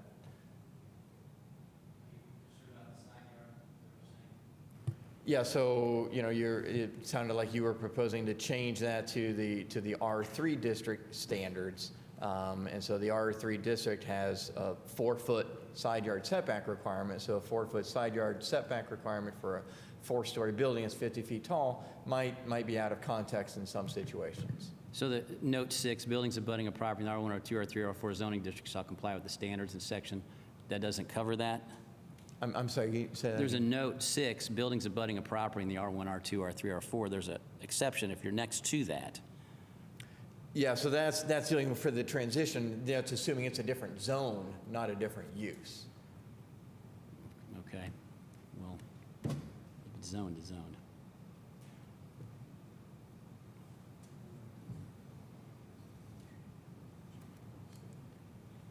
So they're calling side yard what? This is impossible. Point of clarification, Commissioner Smith. Yeah. Do you mean, when you mean to add MN, that's Mike November, and MM, Mike, that would only apply to residential structures in that district, not all structures? Apropos of what Mr. Grulich said. Well, but, I mean, a residential structure, are you talking about, it could be Well, an these are- apartment building is a residential structure. Well, addressing what Mr. Grulich said, an MM and an MN might include non-residential structures, which, if you reduce the side yard and other standards for those, might create All right, problems, I'll remove the side yard request. or just limit it to residential structures. You see what I'm saying? And What if- then, what if so then the if- commercials and others would still have to comply with all the standards they already have. We wouldn't be, we might. So you're create- saying if it's first floor commercial, then it wouldn't count? So that's why I'd rather I'll remove the side yard request and keep the MN, MM standards as they are. Does that address your concern? Yeah, right now in the MM and MN, we don't have the separate setbacks for a single-family duplex, triplex that you have in other districts. So we don't really differentiate it right now for. Should I just take this to lot coverage and impervious surface area and landscape area? I was trying to be, I can just go with that, if that makes it I just want to easier. avoid a situation where we I'm have with ya. someone building something we really don't want them to build, but a residential structure would work. Well, I was just trying to, so I'll withdraw the motion, make the motion to, same motion, but just regarding impervious surface coverage area, the impervious surface area and the landscape area. How about that? We'll work. Because that's what's stopping all the development of We'll those work two with that. things. Yeah.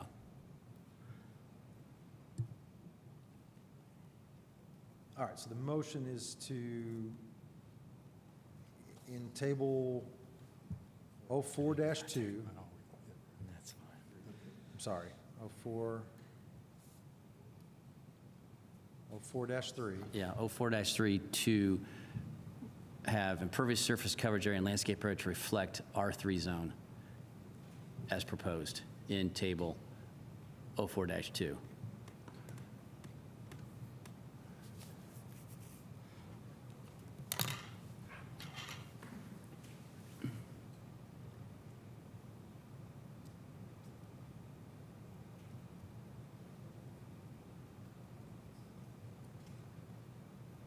All right. It's gotten so bad. Clear on the motion there? Is there a second?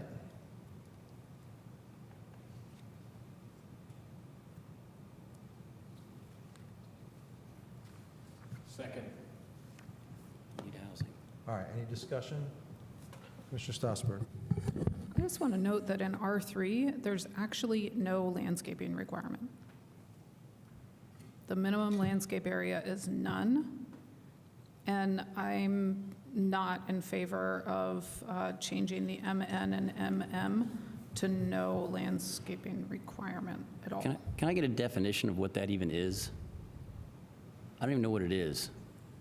Yep, so the two terms, the difference between them is minimum landscaped area is just essentially raw grass on the property. So there are no exceptions for permeable pavers or any permeable materials. Some of that might come into play for impervious surface coverage, for driveways, for single family, but minimum landscaped area is in essence just no exceptions, grass on the ground. So we would be interpreting Mr. Smith's recommendation that the impervious surface coverage reflect the 80% of the R3 and a converse 20% landscape area requirement. That's why I don't understand why there's a land, because it's going to be 20% green space. So is it in addition to? Because like in question. In RM, you've changed, in RM, you've changed this. I got to find it. To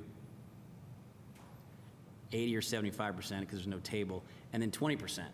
So is it 80 and 20, so it's 40? No, so the two are kind of the opposite. They're the inverse of each other. So your maximum impervious surface coverage is 80%, so your minimum landscape area requirement is 20%. Okay, then I'll amend mine to allow the minimum landscape area to be 20%. Because wait, hold on. What's R3? Yeah, so 70 and 30. Let's just be specific. The impervious surface coverage changed to 70, the landscape area changed to 30. Does that make sense? 70 and none. No, but I'm offering 30 because there's a concern about it. So let's just make it what the RH zone is, and because RH is 80-20, so let's just make it 70-30, even though I don't understand what the 30 does because it has to be there anyway. But if it's a concern, we can add it. Can I reframe your motion to make sure I understand it? Yeah. So you're moving to edit table 05-3 to change the... 04-3. 04-3, what did I say? Doesn't matter. Oh my gosh. Anyway, 04-3, to change the impervious surface coverage of MN and MM to 70% and the landscape area minimum to 30% for those two districts. So moved. All right, is there a second? Second again. Second. All right. Any discussion on this motion? All right, can you please call the roll on the motion to amend? Smith, Yes. Stossberg, I'm not sure yet. Come back to me at the end. you want me to Just come back to me at the end. Whistler, Yes. Bishop, Yes. Burrell, Yes. Seaboard, Yes. Holmes, Yes. Kinsey, Yes. All right, Stossberg. I'll say yes, but yes, I guess say yes. all right, motion carries. Go ahead. I would like to propose an amendment to UDO UDO Section 20.04.060 parking minimums to specifically eliminate Section L, minimum bicycle parking required. Do you have a page? 180 of the current UDO.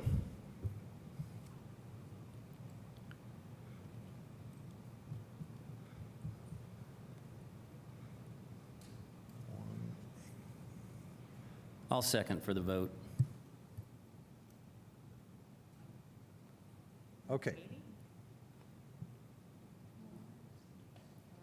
It's 180 of the published PDF version of the UDO.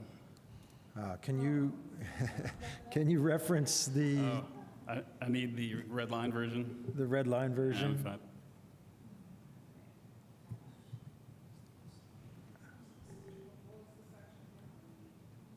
So this would be on page 157 of the red line version.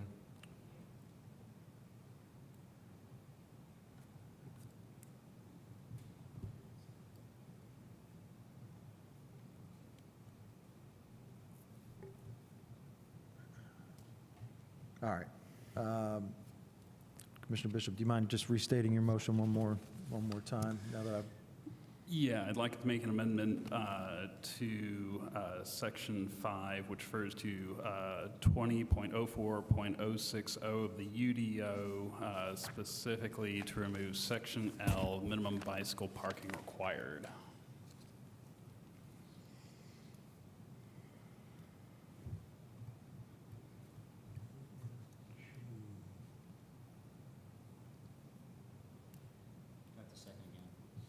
Second again. Oh, man. I'm not even.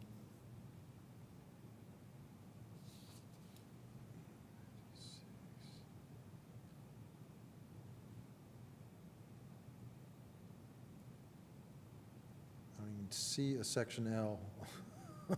Our numbering's all off. It's underneath table 0411. Minimum, okay, I got it. I see, got it, okay. Thank you. So, yeah, so your motion is to strike all of section L. Correct. Yeah, all right, and was there a second? Yeah, Chris did. Okay. Any discussion? Commissioner Stossberg. I appreciate what Commissioner Bishop was saying about the original resolution not specifying vehicular parking minimums, but that was the intent of it, and part of the, in the whereas clauses of that, one of the reasons for it had to do with our climate action plan in terms of vehicular usage, and so bicycles don't add to emissions in the same way that vehicles do. So that's why this actually doesn't go along with that resolution and the intent of council. And in addition to that, one of the other reasonings behind it is to be able to add affordable parking or affordable housing, because creating parking is extremely expensive. And so giving developers that option if they're developing in a space where parking is not necessarily going to be an issue. Councilmember Flaherty cited, I guess there's a development downtown, they called it the bicycle development at the time, that actually doesn't have any parking. I don't actually know where it is, but it doesn't have any parking with it. It's right on the B line. And that's the kind of thing that he was trying to use and promote in that idea. So in my opinion, it doesn't speak to the resolution. And I'll be voting against it. Thanks. Any other comments? I'm sorry? Yeah, go ahead. So much like the parking minimums, it doesn't preclude anyone from adding bicycle parking at all, but it does remove the undue burden of forcing someone to put bicycle parking, which becomes costly at a certain point, especially when you have to have a minimum threshold for businesses undergoing any sort of compliance for change of use or things like that. They would be forced to add in bicycle parking, which is an expense that most small businesses can't afford. So by removing that, you're taking away a financial burden burden for a developer and/or small business. You're not removing the ability for bicycle parking to continue.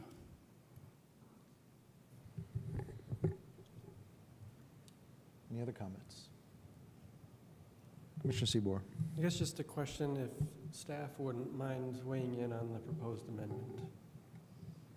Well, like I said, we did not interpret this to mean bicycle parking. That was not part of what Mr. Councilmember Flaherty was trying to address, so that's why we didn't even address it in our proposed amendment to that. So that's where we did not think that this was what he was intending to do. Certainly also to reiterate what Councilmember Stolzberg cited in part of why he came forward with that. Thank you. Any other comments?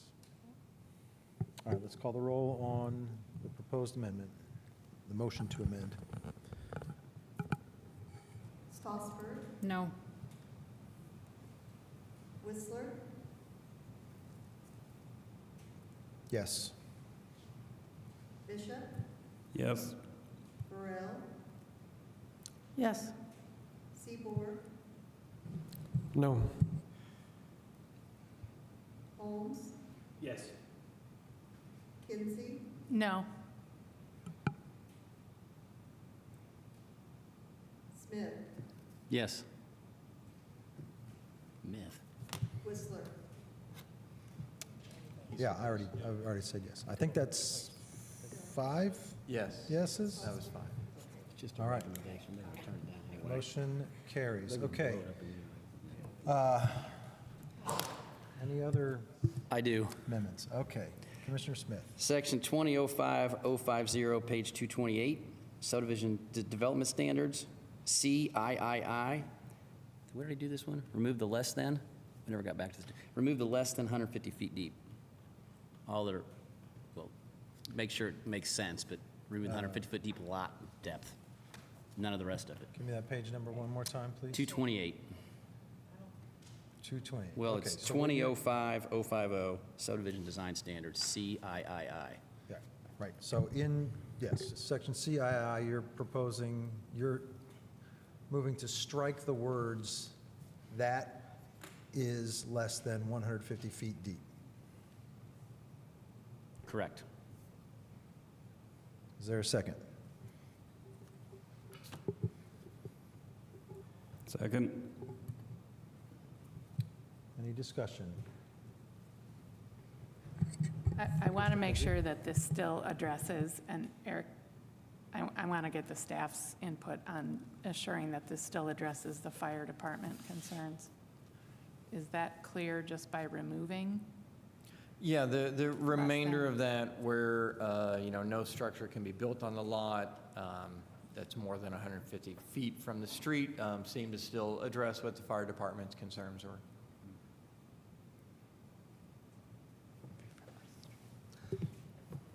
Any other questions or comments? Commissioner Seabour? I guess that honestly sounds really good, but just to understand the process, so a subdivision happens independent of the building permit process. Are there processes in place to assure that somehow a building couldn't get approved that would, what are the process just to assure that would be Yeah, so discussed? the kind of second part of that talks about a note has to be placed on the plat regarding that effect. So when we review the building permit and look at the plat and see the note that is on there, then that would be our clue, our trigger, to make sure that that additional standard is being met. Okay, thank you.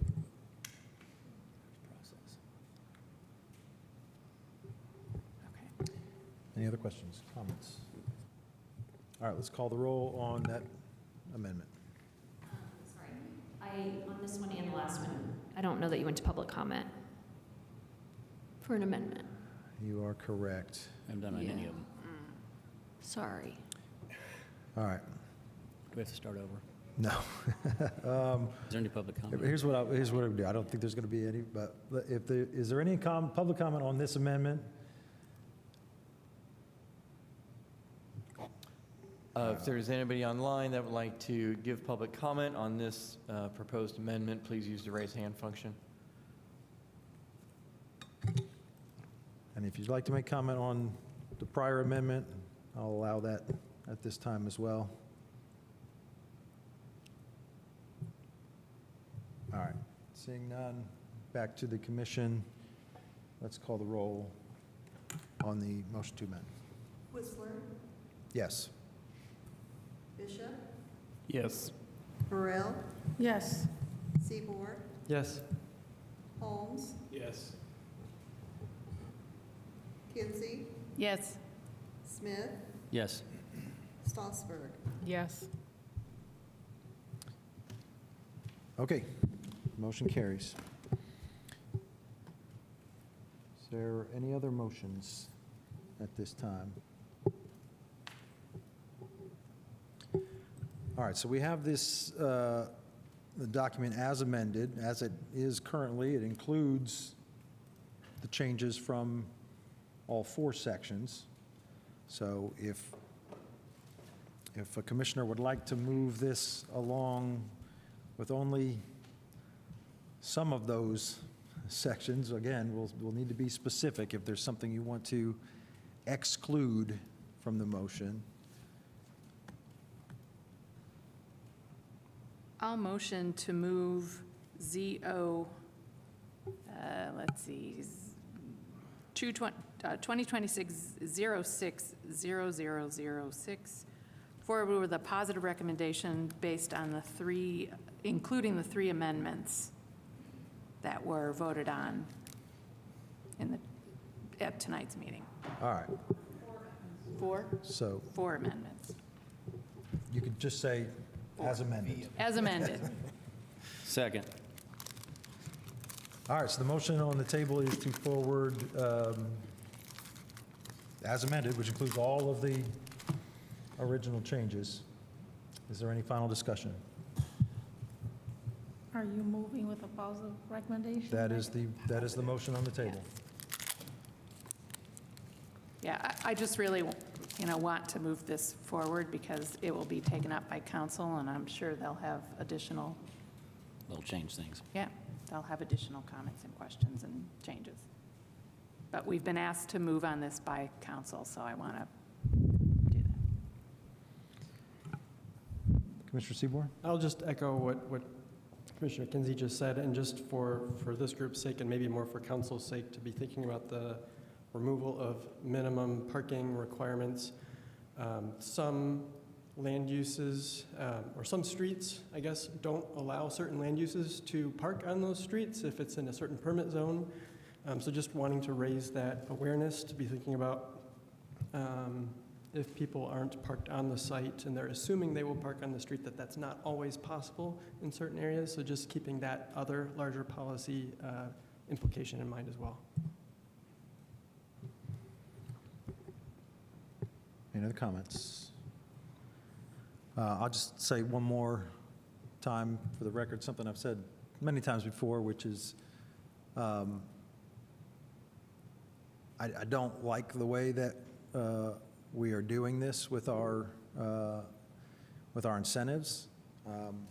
I'll vote to forward this on, and I do agree that I think probably it's legal. I'm not a lawyer, but I do think that we kind of get around what probably was the intent of the state law by making it an incentive, but I think it's completely disingenuous when the reward for using the incentives is just to get things that we wanted you to do anyway, right? More density is also going to help affordability, right? So it's like, it makes so little sense to me that we'd say, you can only increase our housing supply if you do all these other things. Like, if we want prices to come down, if we want things to be affordable, we should just make it easy to build more dense housing, not force you to jump through a bunch of hoops to do it. And so I think I just don't like the way we do it, and I think although it's probably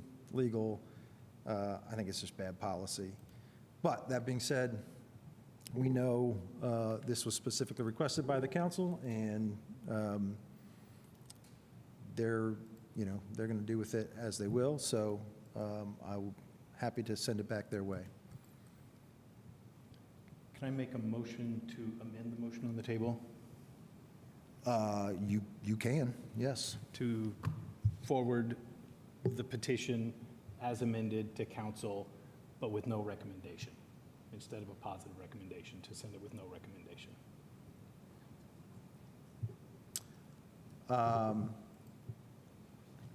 I think that's a new motion. Yeah, I think, That's not an amendment to the, well, changing one word. we're going to vote twice on it either way. So I suppose if there's a second for your motion, then, Second. all right. So the motion is to amend the motion to change the recommendation from positive to no recommendation. Yes. We haven't voted on her motion, correct? He's moving to amend her motion. That is allowed under, Yeah, I think maybe legal is going to come up and say that's just a separate motion, because the three things you can do are all separate, Yeah. but I'm not, so just a It's not second. an amendment, it's a change of motion. you can, all of the things we've been doing are moving to amend other motions. That is standard parliamentary procedure. So, Would you like to weigh in? Enadina from City of Bloomington Legal. I think that's just a new motion under the Roberts rules. So if it's easier, just propose a new motion. Does that make sense? It makes sense. Well, Or vote on the motion that's before you. Under Robert's rules, we have to vote on the motion that's before us right now. City Legal just said that that's an entirely new motion, but we have a motion on the table already. So we have to vote on the motion that is on the table, or the person who made the motion has to withdraw the motion. I'm sorry, that's just not correct. I'll withdraw, to All simplify. right, if this motion fails, then we can make a second one. Thank you. All right. If there's no further discussion, the motion on the table is to forward as amended with a positive recommendation. Let's call the roll on that motion. Bishop, Yes. Burrell,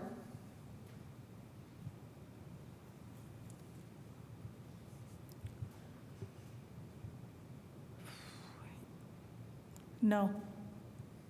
Seaboard, Yes. Holmes, No. Kinsey, Yes. Smith, Yes. Strasburg, Yes. Whistler, Yes.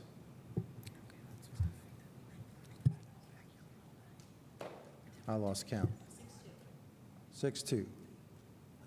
All right, motion carries. We are now on to ZO 2026-06-007. Thank you. So this is a second amendment from staff directed at three aspects within the Unified Development Ordinance. Again, working towards the goal of increasing housing attainability. As I mentioned with the previous presentation, this does also serve to fulfill our requirements with the latest House bill regarding reviewing the Unified Development Ordinance in regards to holding a public hearing for the purpose of increasing housing development. So with this, we are proposing to amend three sections of the UDO related to accessory dwelling units, cottage developments, and duplexes. So with this, we are proposing to amend the allowed size for attached ADUs to be 1,000 square feet, and for detached ADUs to be 1,000 square feet, or 75% of the primary structure, whichever is less. Part of the reason for the adjustment of the language for detached ADUs and what you see relates to changes for this in this House Bill 1001 of how those units are defined. So this is syncing it with that. With this, as I mentioned, we are proposing to change the standards for the use cottage developments to increase the density that's allowed for those, adjust some of the standards that go along with that for setbacks and height, and landscaping requirements and project size standards, and then also adjusting some of the use-specific standards for duplexes to remove the limitation on the number of duplexes allowed per calendar year, the spatial limitation that applies to those as well, adjusting the use-specific standards for triplex and fourplexes, and then modifying the standard for duplexes related to the review of roof orientation, just to kind of clarify that a little bit. So as I mentioned, there were recent changes to the state definition of accessory dwelling unit. So we are modifying our definition to sync with that. So this is just an excerpt from this Indiana code with that change. With that, there were a few changes to the definition that I mentioned that we have to adjust. One of those would be to allow for a new definition for accessory dwelling units for the duplex, just to kind of make that specific to that use. And then a second one related to just a single family definition. Again, in essence, using that same language, just differentiating those two units or those two uses. So with this, as I mentioned, very simply, we're proposing to increase the size for an attached ADU to 1,000 square feet. Again, kind of syncing that with the state code definition of that use, and then adjusting same thing for the detached ADU. We feel like this gives a greater use for, or a greater size for this use, can increase the amount of bedrooms that are in there. The number of bedrooms aren't being changed with this, but it could increase the size of those bedrooms and the unit themselves, create some more living space within there. So we certainly see this as an advantage to that might help increase the use of that. The next change here is in relation to cottage development. So this is an excerpt of the use table, just kind of showing where this is. It's a conditional use in all of the single family and multifamily districts. Changing the allowed use table is not on the discussion for tonight. We can't change the use table, but I'm just showing this for reference for where the UDO treats this. So cottage developments, just in case the Planning Commission is not familiar, because you don't see these, they go to the Board of Zoning Appeals or the hearing officer. It allows for units to be constructed on a site without subdividing a property and creating individual lots for this. The typical arrangement that is envisioned is, some cluster of homes with parking in the back that are oftentimes a smaller size unit, but that is not necessarily a restriction of this use itself. So we are proposing to change the density and minimum and maximum project size to get rid of those minimum and maximum project size and increase the density that could be allowed with this. So you see in the proposed amendment, those changes to the unit and the density count that is proposed here. We've also proposed modifying the language regarding perimeter sidewalks, and also modifying the rear setback requirement for this use as well. Again, we just have not seen this use utilized at all, and really feel a lot of the development standards in the UDO are the main reason that just doesn't get utilized. So we're also removing the maximum size that's allowed for each unit, and the depth of width, just kind of governing how those buildings are designed. And then the last is changing the standards for duplexes, as I mentioned, to get rid of the maximum number that are allowed per year, and getting rid of the buffer that is required. The UDO currently requires a 150-foot buffer around a duplex that applies for 2 years, that prevents any other duplexes from being approved within there. And then also there was a cap of 15 duplexes that were allowed per calendar year. One modification that we're making to the use-specific standards is just clarifying roof pitch to include the words "and orientation." That's how staff has applied this in the situations where these have come forward. So we just wanted to clarify what exactly is being reviewed when we review those requests. And then for the use triplex and fourplex, there is a limitation of or a maximum of only 2 exterior entrances for those uses. That does prevent a townhome arrangement where you create a townhome building with 4 units in there, but each unit you want to condoize it and have its own entrance, and having a shared entrance does work against that goal. So we're proposing to remove that, and then also again including roof pitch and orientation and the use specific standard with that. So this is required to have 2 hearings. So we are simply recommending that the Plan Commission forward this to the required second hearing in September, and I'm happy to answer any questions. Are there questions from commissioners? Commissioner Kinsey. Yeah, I just wanted some clarification, or I would like some clarification on the duplex and the buffer and the removal of the cap. I mean, I remember really laboring over that when we created this in the UDO, and I just wonder how much of that was ever needed or necessary, and how much it was actually either protective or if it was a problem for any. I would say the spatial limitation has certainly been more impactful than the maximum number of cap, the 15. However, we have seen that trend going up, in terms of the number of duplexes that are reviewed and approved every year. As I kind of mentioned in the first presentation, a lot of this is just removing perceived barriers to folks coming forward for this. Certainly, we'd love to explore a conversation of allowing this as a permitted use in other districts and making it even more accessible. But, as I mentioned, we're not amending the use table. That's not something that we can do at this time. So we're just trying to remove some of the barriers that are in the code that do seem to, at least visually or mentally, present an obstacle to some folks. One of the goals, as I mentioned with the House bill, was look at hindrances in your zoning codes that are creating barriers for housing attainability, and this is certainly one of those.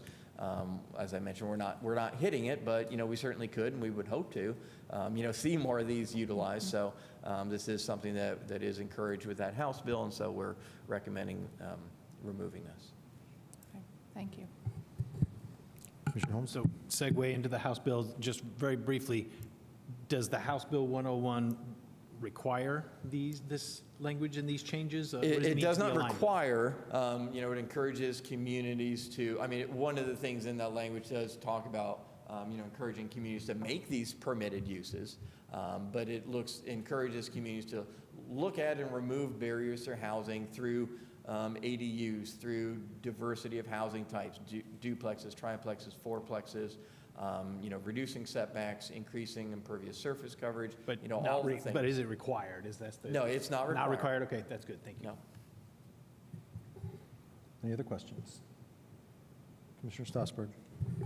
While we're on the duplex conversation, I have some kind of serious concerns about removing those barriers to size without also making them by right in terms of, every time I watch a BZA meeting, there is at least one, often more, duplexes on their agenda that take up an awful lot of time. So I guess I'm concerned that if we remove this barrier, then what we're doing is, but we keep the conditional use barrier, then we're going to overload the BZA in a way that's like really inappropriate in terms of that body.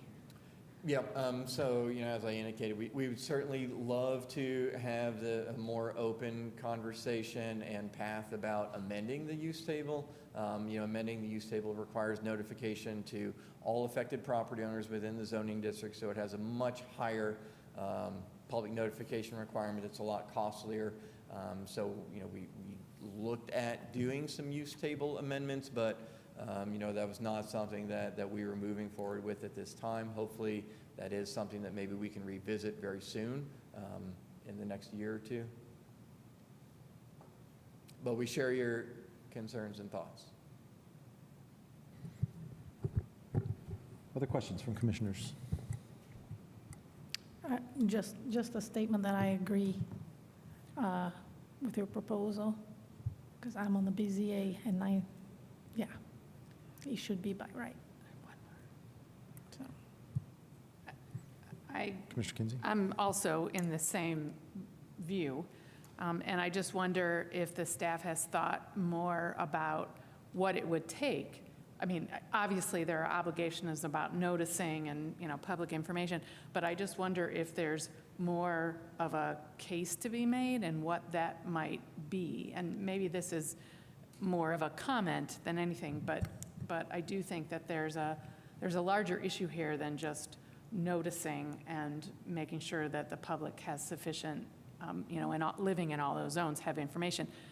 If we would want to really live by the spirit of the housing, the attainability incentive here, that's the idea here.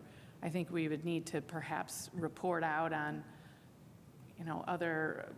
the number of duplexes that were not permitted because of this conditional use, or how much the BZA has been overwhelmed by having to think about these things. So I just wonder about other things that we might need to assemble, and if there's been any thought to that, I guess that's how I could make it a question.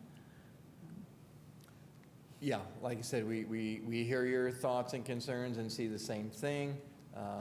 Right now, at this time, it's not something that the department has been directed to do yet. Okay. Thanks. Commissioner Stossberg? So is the holdup the department being directed to do that? At this time, it's not something that we have been directed to bring forward. Any other questions? Oh, you had the floor. I have a couple other topics. Are we ready to move on to other topics? Great, okay. So the first question is about the cottage developments, and I guess I am, the question that I wrote down, now I wrote this down last month, okay? It's hard to know what I was thinking then, but in terms of the cottage developments allowing for increased density in that, I just want to understand how that increased density is different than multifamily housing being allowed in the R1 through R4 districts, like more than just plexes. Because if there's no minimum project size, then could someone in a standard type R2 lot, say of about a quarter of an acre or a fifth of an acre, then create a cottage development with more than 4 little units by right? And I say more than 4 because of trying to amend for quadplexes, which would not otherwise be allowed in an R2 district, because they can suddenly have 24, so 24 divided by, say, 4 for a quarter of an acre. That would be 6 little developments in an R2 kind of standard size little lot. So how is it different? Well, one thing certainly is one of the use-specific standards here that talks about no more than 2 units in a building. So that separates it from just an apartment building with multiple units in it. It is a conditional use, so certainly we evaluate for that use being appropriate in a particular area. But you're right, there are certainly a lot of similarities between this and a multi-family development, but there are restrictions here that do make it a little bit less in terms of the number of units that are allowed in a building, trying to steer it more towards a series of duplexes within a property, smaller tiny homes.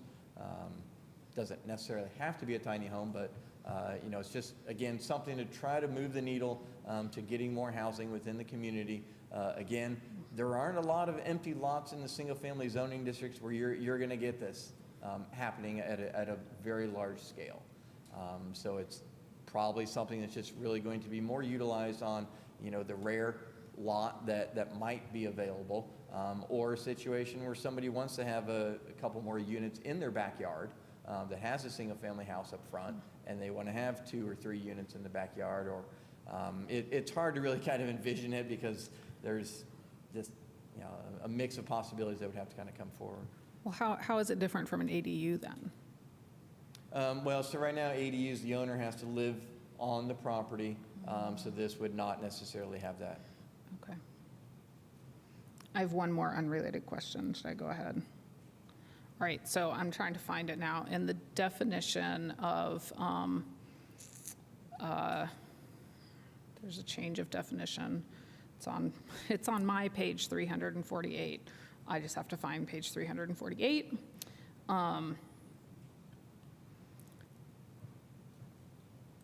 So it is in the change of definition of dwelling accessory unit, and in the struck out language, it strikes out and is connected to city utilities. So is it not required anymore that the accessory, that an ADU be connected to city utilities? Or did I just miss where it got rewritten somewhere else? Like, am I just reading it wrong? No, they do still have to connect to city utilities. The previous, I'm sorry, I'm going to look at it here. I think the language referred to, or the challenge that we were running into were separate meters, which the utilities department wasn't doing.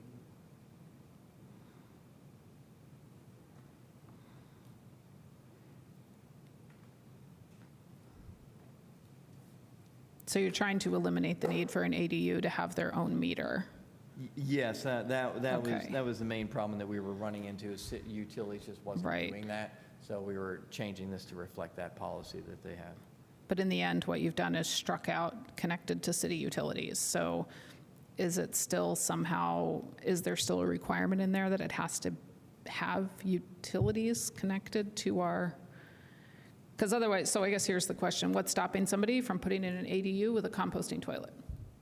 So CBU does, well, I think the health department probably would step in there more than we would or CBU would. Is that? That's not captured in this. Where is that captured, I guess? So part of the change, though, that you see here, though, is this language is verbatim from the state definition. Okay. So, for instance, in the presentation here, I included, I can go back to that. So some of those state codes that are cited in there require some connection to utilities? Yeah, so Okay. it talks about, includes its own cooking, sleeping, and sanitation facilities. I don't know if there's a state definition of sanitation facilities that, gives more guidance on that or restrictions.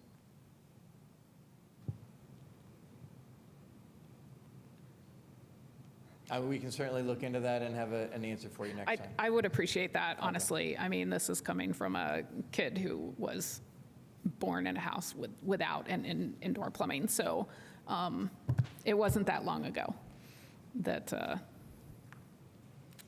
that sort of thing occurred. So thanks.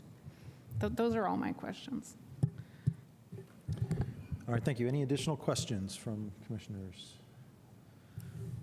All right, is there any public comment on ZO 2026-06-0007? I don't see any here in the chambers. Anyone online? If you're online and you'd like to make comment, just click the reaction button and click the raise hand button, and we will recognize you when it's your turn to speak. Last call for public comment. All right, we are back to the commission for any final discussion or a motion. You can do I'll it. motion to forward this on for this petition ZO 2026-06-0007 on to a required second hearing. Second. All right, final discussion? All right, let's call the roll on the motion to continue, Seaboard, or forward, I should say. Yes. Sorry. Holmes, Yes. Kinsey, Yes. Smith, Yes. Strasburg, Yes. Whistler, Yes. Bishop, Yes. Burrell. Yes. All right, motion carries. We are on to our final agenda item, ZO 2026-06-0008. And we still have Eric Grulich for one more time, one night only. Last show. Thank you. So this is, again, a third series of amendments that staff is bringing forward to try to decrease barriers to development and redevelopment opportunities, kind of more specifically. So this amendment or series of amendments look to adjust the requirements within the Unified Development Ordinance regarding to change in uses on a property that trigger compliance with certain aspects of the zoning code. So we have several changes that are proposed here. So one of those, for the most part, is adjusting what triggers change in use. And then the second component is what are the site improvements that are triggered or required when those activities happen. So we are looking to remove the requirement that a subdivision requires all properties to come into compliance. Properties still cannot subdivide away anything that is needed to meet a requirement, but the Subdivision Act itself does not trigger compliance. We're adjusting the proposing to adjust the compliance threshold for new building construction on a site where there is an existing building to allow for new buildings under a certain size to be constructed that without triggering full compliance, modifying the language for expansion of parking areas to allow for limited expansion of parking areas without triggering compliance, and then moving into what are the improvements required on a property. We're proposing to adjust one of the triggers or one of the implications of site improvements deals with removal of parking spaces over parking maximum. So we're proposing to add language that parking spaces with 14 or less spaces don't have to remove parking over the maximum. We're proposing to adjust the threshold for building additions to allow building additions up to 25%. Currently, 10% additions are allowed without triggering limited compliance, so we would be adjusting that to 25%.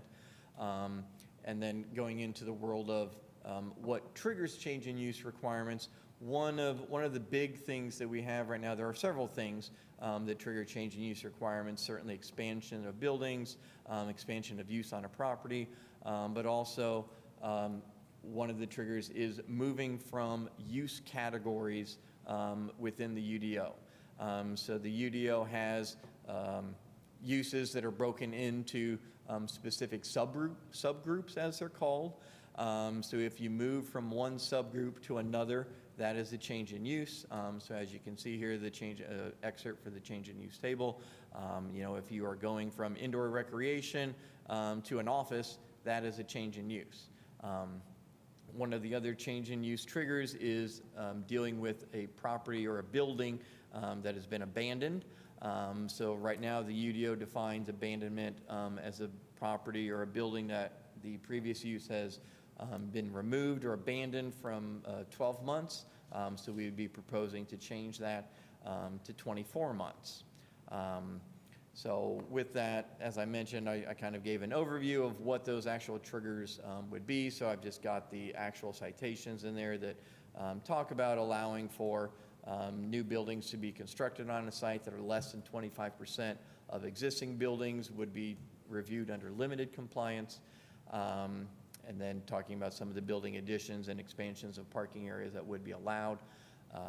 So all of these are intended to make it easier to reuse properties without having to do significant improvements. But I think it's certainly important to point out that these triggers are one of the main ways that we get improvements on properties. These change in use situations are what we see most of the time, not tear down everything that's on a property and start from scratch. So I just want to make sure to point out the advantages and disadvantages here. Certainly we do make these changes as written, make it easier to reuse certain buildings and decrease some of the things that somebody has to do on a property. But the opposite side of that is, properties can sit in a state of non-compliance for much longer, and we won't get those improvements. So I just, like I said, make sure I want to point out advantages and disadvantages to these things. So with that, we are recommending that the Plan Commission forward this to the required second hearing in September, and I'm happy to answer any questions. Are there any questions from commissioners? Commissioner Strasburg. I didn't actually have any questions on this one until you started your presentation, so thanks for that. So I have two now. In terms of a change in use no longer triggering a limited compliance,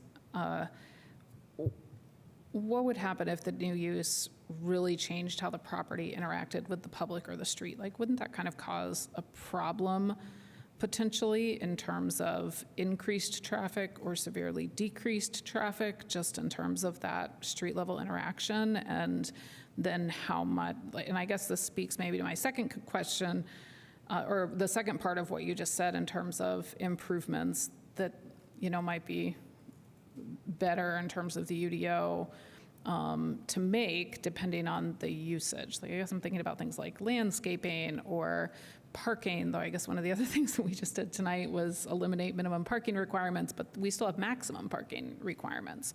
And so if suddenly there's, a new use is not gonna require the same kind of parking as it would otherwise have, and then we just have like a massive parking lot that's empty all the time, like. Yep, so those are great examples of, situations where depending on, let me just back up a little bit. So, one of our changes is proposed that parking lots with less than 14 parking spaces don't have to remove parking over the maximum. What we have seen in situations where you have a very low amount of parking, like 14 spaces or so, removing 5 or 6 spaces, while it certainly will be meeting the requirements of the UDO, does have some real implications for properties. And those small amount of spaces, that's not necessarily the more severe situation that we're trying to work on, where you've got 100 parking spaces that sit empty for the majority of the year. That's not where the big impacts, those are the big impacts, is those parking spaces that are 100 and they're sitting empty. 5 parking spaces sitting on a property empty, that's not as impactful. And those are the situations where the small business owner feels a heavier impact, because they've got to spend money. It's very costly to remove asphalt and do that work. So, when we've had these change in use conversations and go through the requirements, the things that people feel are most impactful are removing parking spaces, removing asphalt, because that's very costly. And when you've got a small business owner trying to move into a small space, that can feel very substantial to them. So we're still requiring the large spaces to have to remove if. Yeah, so Okay. so with Okay. what we've proposed right now, 14 is where we'd say, if you're less than that, you don't ever have to remove anything. Obviously, unless you completely tear everything down and build back, then you're in a full compliance. So that's just where we've kind of looking at, years of situations, and, 2 or 3 extra parking spaces. It can mean a lot to a business, as they ebb and flow between different uses, and really is not the scenario that we were trying to address. Okay, and then the other thing that I was kind of wondering, because you started talking about the pluses and the minuses in such a way that kind of made me go like, oh, it feels like there's potentially as many like concerns about eliminating these as keeping them. And so I guess I'm wondering where the recommendations then came from in terms of your like matrix of best practices and UDO changes, and where did this sort of originate from? Yep. So I, looking at all these changes, and there, as I'm pointing out, there are 2 things that we're adjusting here. One is, what are the triggers for a change in use? What are the things that trigger a change in use? And then what are the improvements that you have to do with those? You don't have to say we want to do all of these. The use change, or the changes that we're proposing in this for the triggers, the removal of the subgroup, I think is probably the most impactful. That's the one that we see the most of. You're going from a restaurant to retail. Those are the big ones. And like I said, the site improvements that feel most substantial are most of the time removing parking. Very rarely do folks have a problem putting in a bike rack or adding street trees or landscaping. It's the removal of the asphalt. So that's where, when we were adjusting the limited compliance or the site improvements, removing that parking or giving that allowance for spaces less than 14, seemed to address a lot of the day-to-day concerns or in situations that we have with the small business owners and small sites. So we just wanted to make sure to point out, here's all the things that we're proposing, as we've seen with previous amendments tonight. You don't have to do all of these, but these are what we're proposing to, again, kind of move the needle a little bit. We can see how this feels if we, see that it's having effect of, more properties not getting any improvements over the years. Maybe we go back, but this is what we felt was kind of a good starting point to move the needle a little bit. Okay, thanks. Any other questions? I got a couple. Just the change of use triggers, just want to make sure I'm clear on this. On number 3, under the change in use, any change from one residential land use to another. So let me give you a scenario. I got an apartment building, and I want to change it from rental to owner occupied. So I wanna that sell- is not a rental is not a land use itself.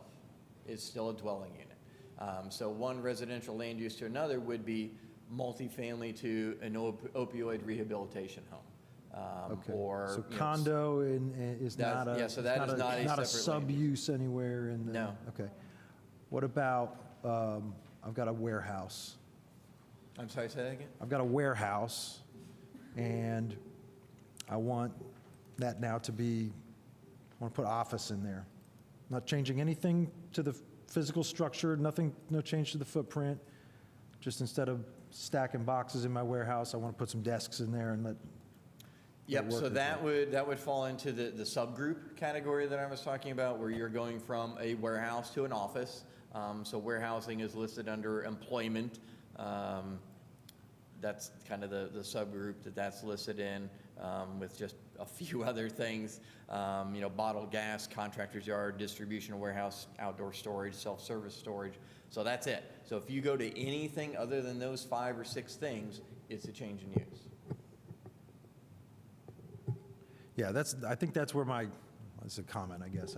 Sure. That's where my concern is. I don't think it's fair to trigger change in use when you're not making any physical changes to the building. So I'll try to dig a little deeper into it. Yeah, so, before the next just for meeting. a little bit of context, in the prior to 2019, when the UDO came in, we had, I think, 7 or 8 lists of classes of uses. And it was a lot broader. And if you went from one class to another class, that was a change in use. When we updated the use table and had it broken down into these particular groups and subgroups, we wanted to look at, how does that still function of going from this use to that use? There is a difference between an office and a restaurant in terms of what's happening on the site, traffic and impacts and things. Yep. So, we can certainly look at revisiting maybe how these subgroups are done. But in the interim right now, like I said, that's probably one of the biggest triggers. And you're right, there might be very negligible difference between storing boxes and an office. But some uses, there are big differences in terms of what's happening there. Sure, yeah. Okay, thanks. Any other questions? Any public comment? If you would like to make comment, if you're online, click that reaction button, click the raise hand button, or send a message to the meeting host, and we'll recognize you when it is your turn to speak. If you're here in the chambers, just make your way to the podium, state your name for the record, and you'll have 3 minutes to speak. Last call for public comment.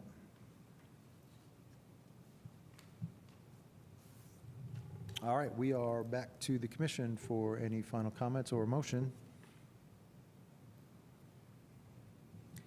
I'll motion Z0-2026-06-0008 to move this forward, move this petition forward to the required second hearing. Second. All right. We have a motion and a second. Is there any final discussion?